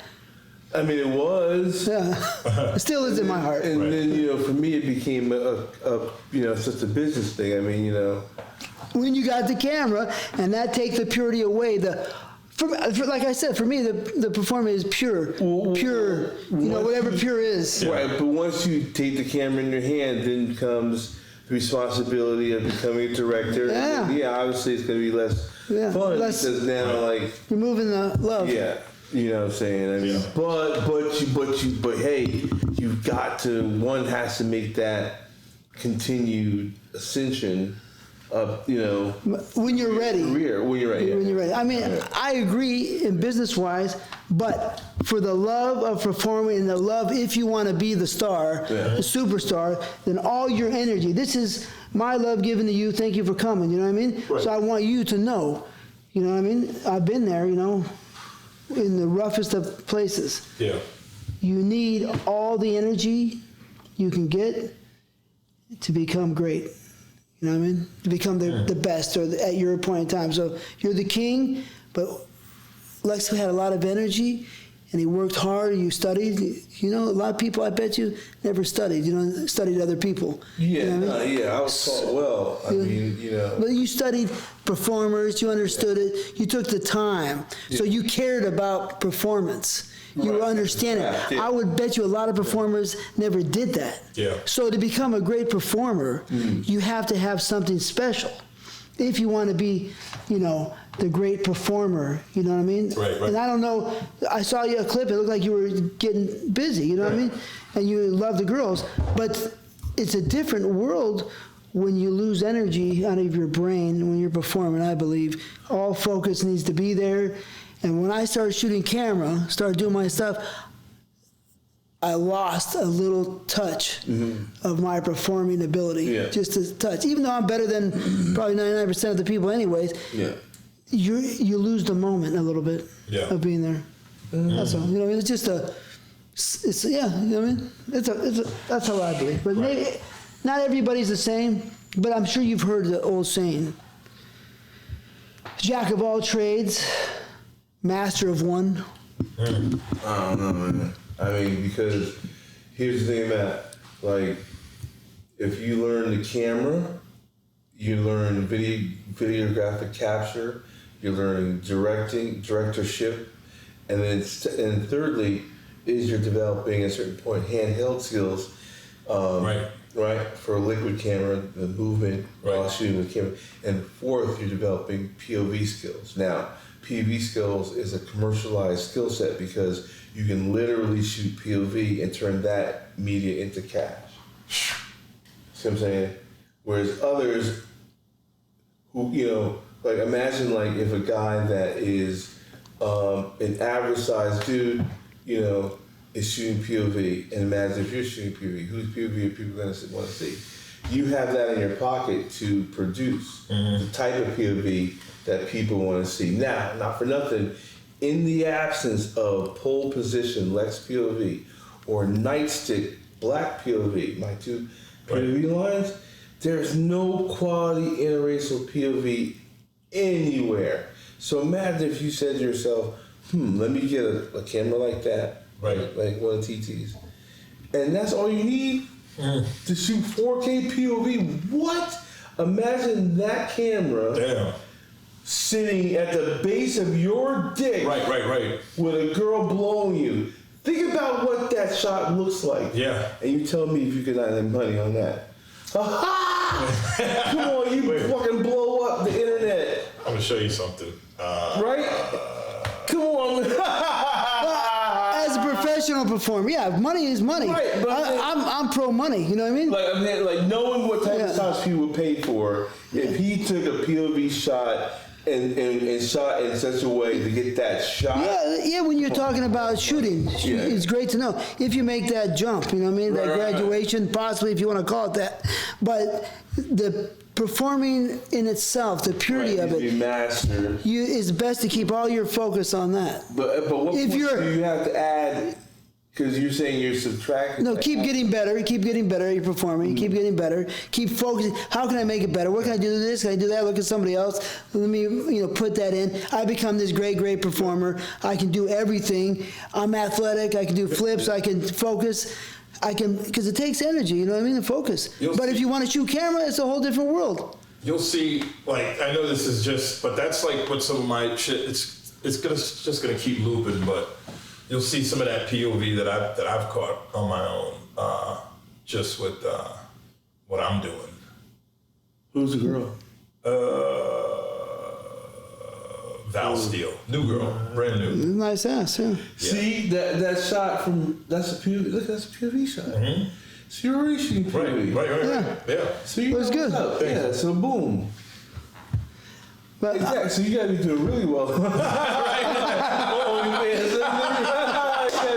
You gotta be killing it on OnlyFans. What the fuck? More of the same. No, it is. No, it's going. Listen, that's going. You gotta be like killing it. But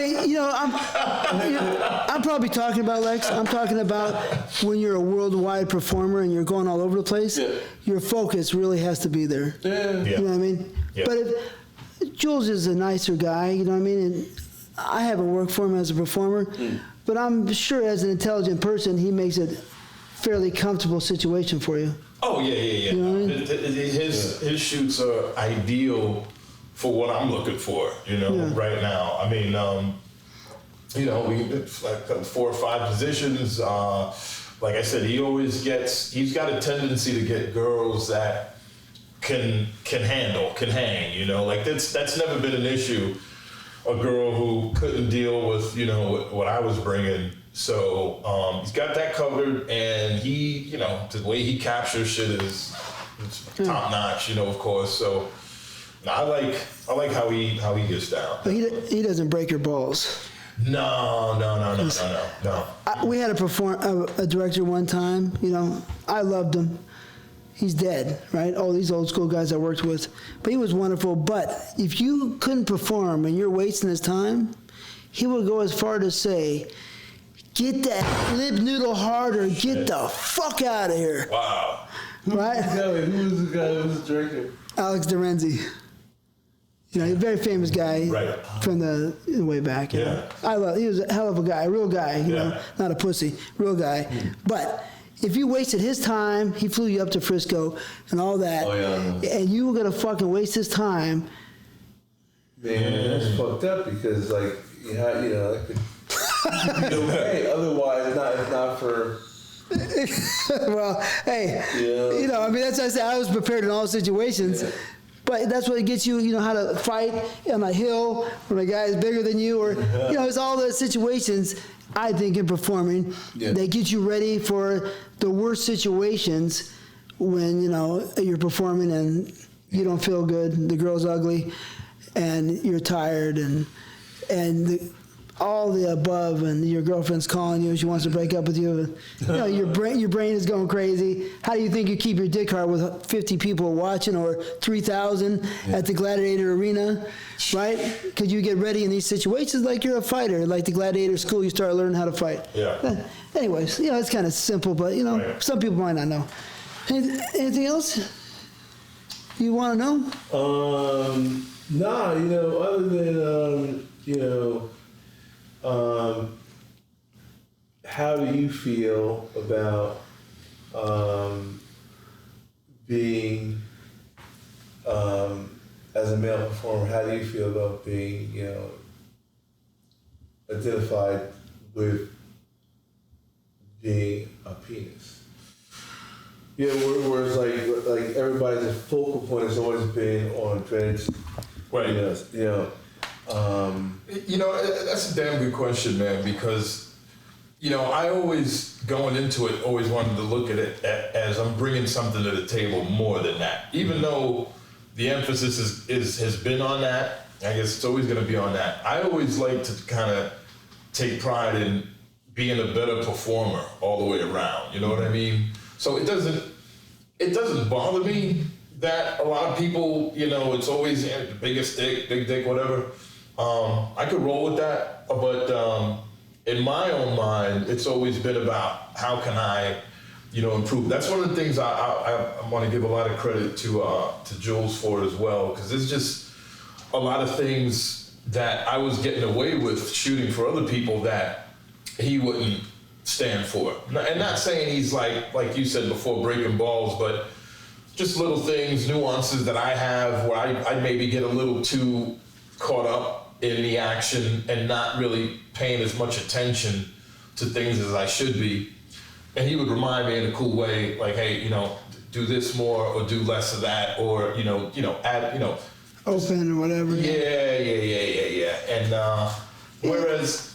I mean, you sound like you're passionate. You get stuck in the zone, but I'm listening. Yeah, no, totally get in the zone. Whereas other people that I've shot for would overlook that shit because, again, it was just hard dick, you know, fuck them good, and we got what we want. But credit, you know, to give the credit to him, he wanted to, you know, open things up more, showing me, again, showing off some of my personality,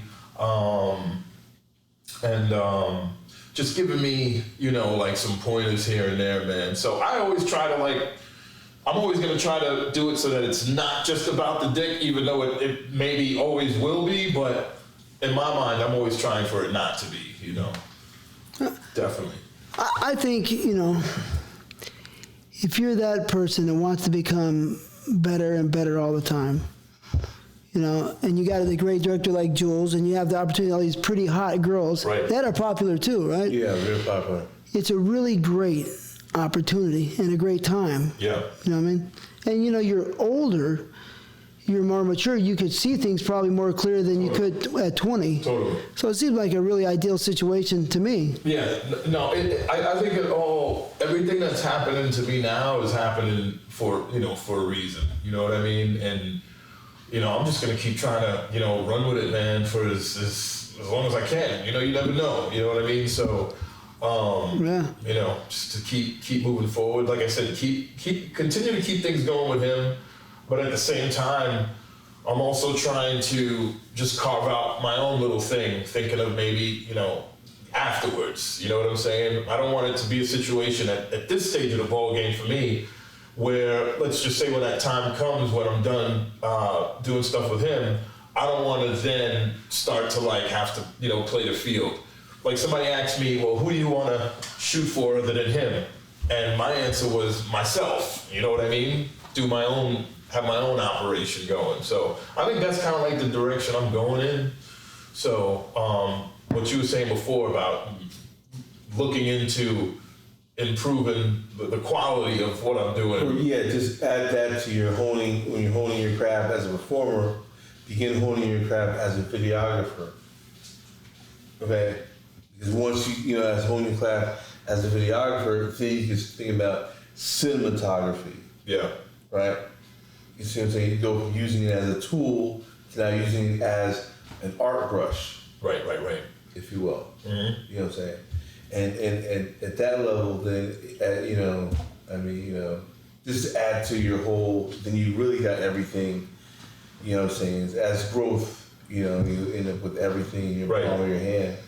And then, boom, man, holding it down with, just like what you said as far as what Jules telling you, instructing you, well, it's more of, I would say it's more of being maybe a grooming, if not polishing, right? Or refining. Right. You know what I'm saying? It's not like you needed to be told what to do. Right. So there's some people that can polish us and bring us from that level to that next level. The benefactor is yourself, because whether you're under the J&J label or not, you still put in the work to be as good as you look under his label. Right. You're still you. Mm-hmm. You're still as good as you look, whether it's his label or anybody's label. Right. See what I'm saying? You take that home with us, and we're both performers, so what we're saying is real shit, Yeah, no, man, let me tell you guys both right now, both of you guys, man, I'm really fucking glad this happened. You know what I mean? Yeah. Seriously, just meeting, for the first time and retaining, just listening to you guys, talk back and forth, man. I'm gonna take away from this and try to use it, you know what I mean? For me moving forward, man, and I mean that, man. So, because you guys is knowledge, nonstop. So I appreciate it. I appreciate you coming. A few more questions. We're almost done. Mm-hmm. Is there any girls that you haven't worked with that you want to work with? It's a damn good question. There's a few, man. I mean, there's this one girl. I don't know if you guys know who she is. Her name's Gia Page. Thick. I mean, ass and tits for days and hips, and there's a lot of fans that are always requesting us to shoot. Hopefully that happens, at some point. And then some more black girls, man. I wanted to get, there's some black girls. This girl, you may have shot with her, Chanel Hart. Oh, yeah. Mm-hmm. Want to shoot with her, met her, man, a few times, and spoke to Jules about it. And he said, yeah, we'll get to it. So hopefully, that'll happen. She's got a pretty face, huh? Oh, yeah, I like her. She's dope. She's gotten better over time. I mean, as a performer, she used to be shy as a performer, but no longer. Right. That she's a star now, man. Anna Fox. Yes. Oh, you guys remember Marie Love? Marie Love. Yes. You know Marie Love, but you don't know her when I knew Marie Love, because Marie Love, I think Jake might have pulled Marie Love, or Antonio. I don't know, but Marie Love was about 98, believe it or not. Pounds. No, 90. She came in 98. Oh, in 98. But you didn't see her because she came in. I'm almost sure. Yes, well, listen, because she came in. Wait, man, come on. I'll let you know. Hold on. Coming in 98. 98. Marie Love came in about 98. Dude, no, you know what? She's not old enough to have come in. You're right. She, because 2000. No, 2000. She was in 2000, but she didn't come back because she did a scene for me and Jake, right? And then poof, she was gone. Okay. But let me tell you about how bad Marie Love was. And I mean, fucking, she had one of the fattest pussies ever in the world. Damn. Right? No. Like, you didn't see her because when she came back 3 years later. So I saw her. 2 or 3 years later. 4 years later, excuse me. I think she came back 3 or 4 years later. That's when I saw her. Yeah. But, right. Marie Love, so you used to check her on Blackstreet 38 and one of Jake's Free Codes and Flows. But she was one of the best ever. That's a good one to bring up. Yeah. Marie Love, for me, was ridiculous. She was so, and Jake said that everybody was chasing her down. At that point, she was 18 or 19, you know? They were chasing, every rapper, everybody was chasing Marie down in 2000. Wow. Yeah, She was fucking. Something else. It might have been, beginning of 2001. No, it had to be 2000. 2000. But she was unbelievable. I mean, as she's gotten older, she's put on weight, and she's even better now. Physically, she's even better. I know. When she came back, she wasn't as bad as she once was, but maybe she got better, you're saying? But in 2000, one of the baddest ever. And I went through a lot. So she has some health issues. Yeah? Yeah, she made it back from that. And she's now in Miami, I believe. Yeah. Okay. And She's been there a little while. Fantastic, Yeah. I mean, another badass black girl, Tony Sweets. Oof. Right? Wow. You ever see The Barbershop? I put her in The Barbershop. I remember. I put her in A Barbershop, and I put her in Good Times. You see those? But Tony Sweets, she was fucking. Damn. She was. Yeah. You remember her? Yeah. Yeah, she was bad. Yeah, my favorite. Yeah, I'm telling you, I put a lot of girls on, but Tony Sweets was bad as hell. Bad, and she had a normal bubble butt that was big, but it really came out. It was just unusual. You know what I mean? It was just really in her face, her skin, and she was cool, sweet. She was just a badass. She's one of the baddest, really. But Marie Love at that point in time was unbelievable. Yeah, she was. It's wonderful. Beautiful. Okay, so any other questions? Come to your mind real quick. No, okay, just real quick. If you can choose 3 countries that you'd like to visit to make movies, where would they be and why? Ooh. Man. Good, man. That's a damn good question. Well, I'll say places. Definitely over in,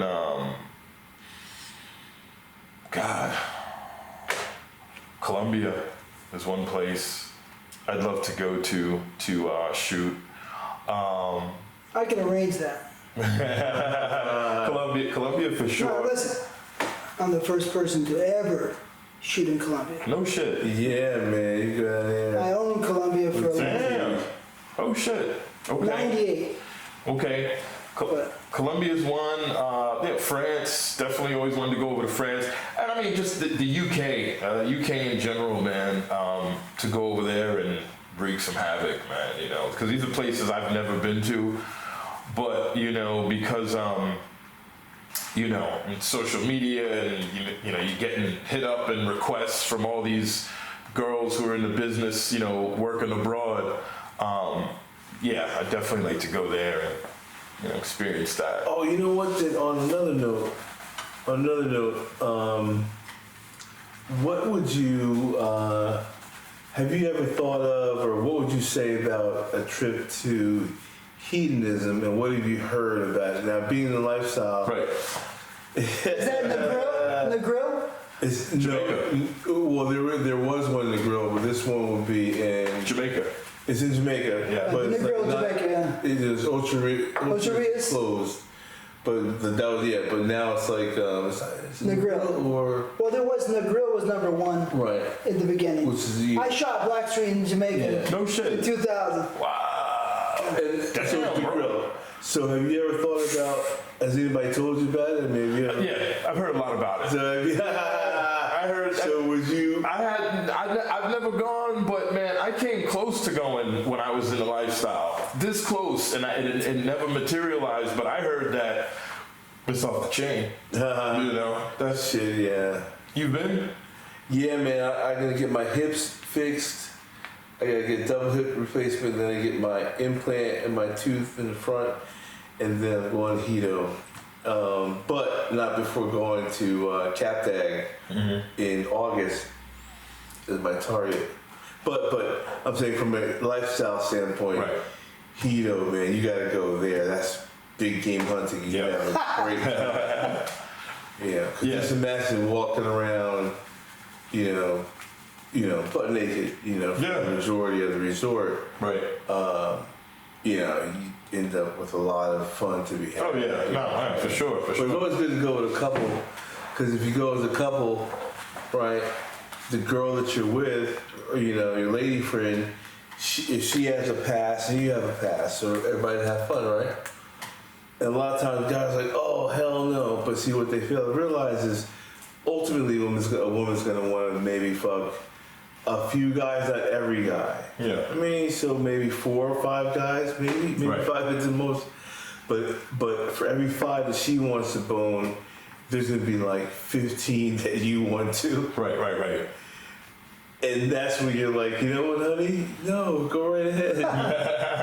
Because like it's 5-1. Right. So so if you ever go, don't go alone. Yeah.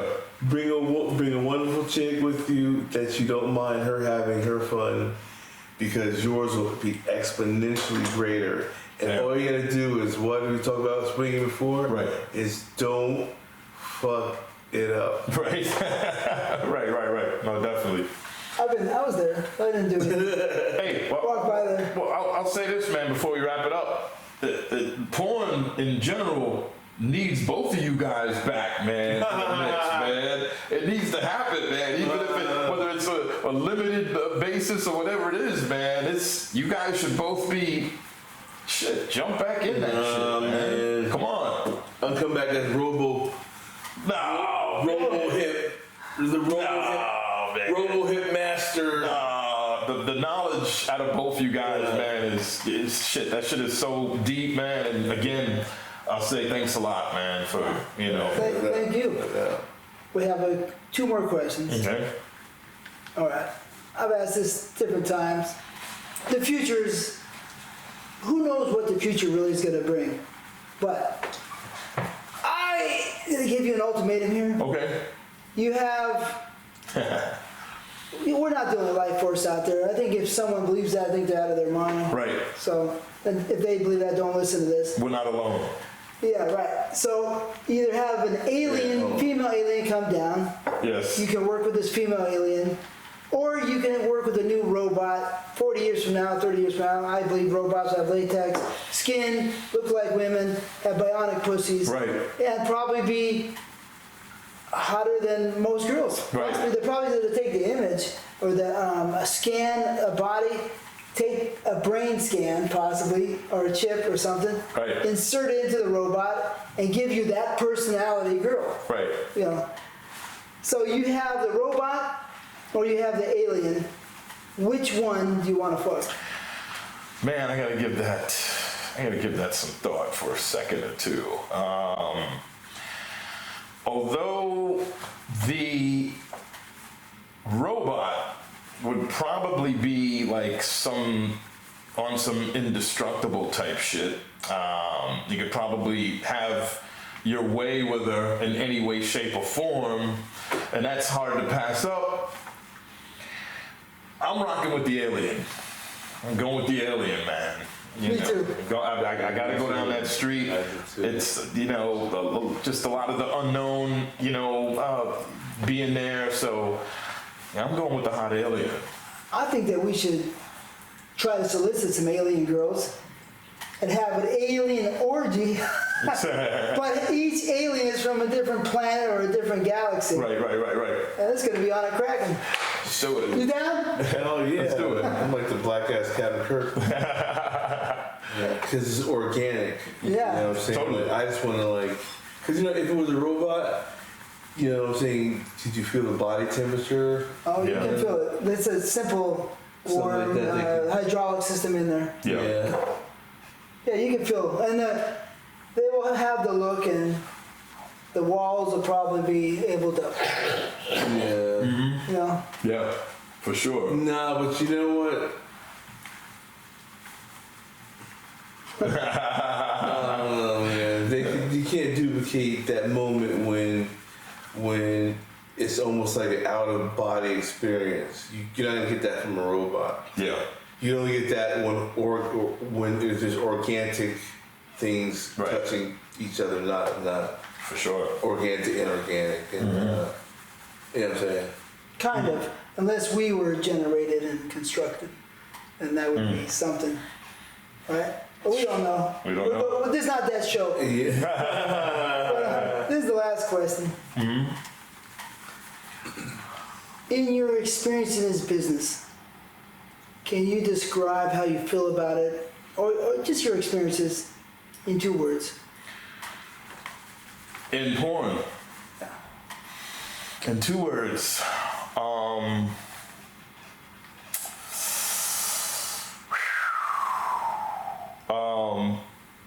It's kind of like 3 words, but unfinished business. 2 words, yeah. That's it. I'll put unfinished together. Unfinished Unfinished business. business? That's how I'm looking at it. I still got something to prove. I mean, in a way, I really don't, but I'll always feel like I do. So it's always going to be unfinished business moving forward. You know what I mean? Competition still. Yeah. Well, like you said, you have a lot more road to go, and so that's perfect. Yeah. You know? Yeah. No, for sure. Yeah, man, because you got unfinished business. No doubt. You know what I'm saying? So this is TTBoy TV. We got Lex. We got Dredd. Oh, what the fuck? Hold up. One of the most important questions. Yeah. How did you get your name? Oh shit! Yeah, that's a good one. It's interesting, man, because some people look at the obvious and go, maybe it's the hair, and then I've had people say because when I'm having sex with these women, for a lot of them, it's a dreadful experience. And then some people go, oh, maybe he's a big fan of that movie, Judge Dredd. I'm like, no, it's none of that. It's just the weirdest thing, man. It just it came out, and I never flip flopped with it. I always stood with it, and it's always been what it was. And But how'd you come up with the name? it just came out. No way. I didn't even give it thought, man. It was just when I had flown out here, when I was living down in Miami for that that test run back in 2009, and we're going through filling out a release. That was the first time, obviously, a stage name, and it just came out, man. I don't know why. I can't explain it, but it has nothing to do with the hair or the dreadful experience. Must be the porn gods helped you out again, huh? Could be. Maybe. It's stuck. It's sticking. All right.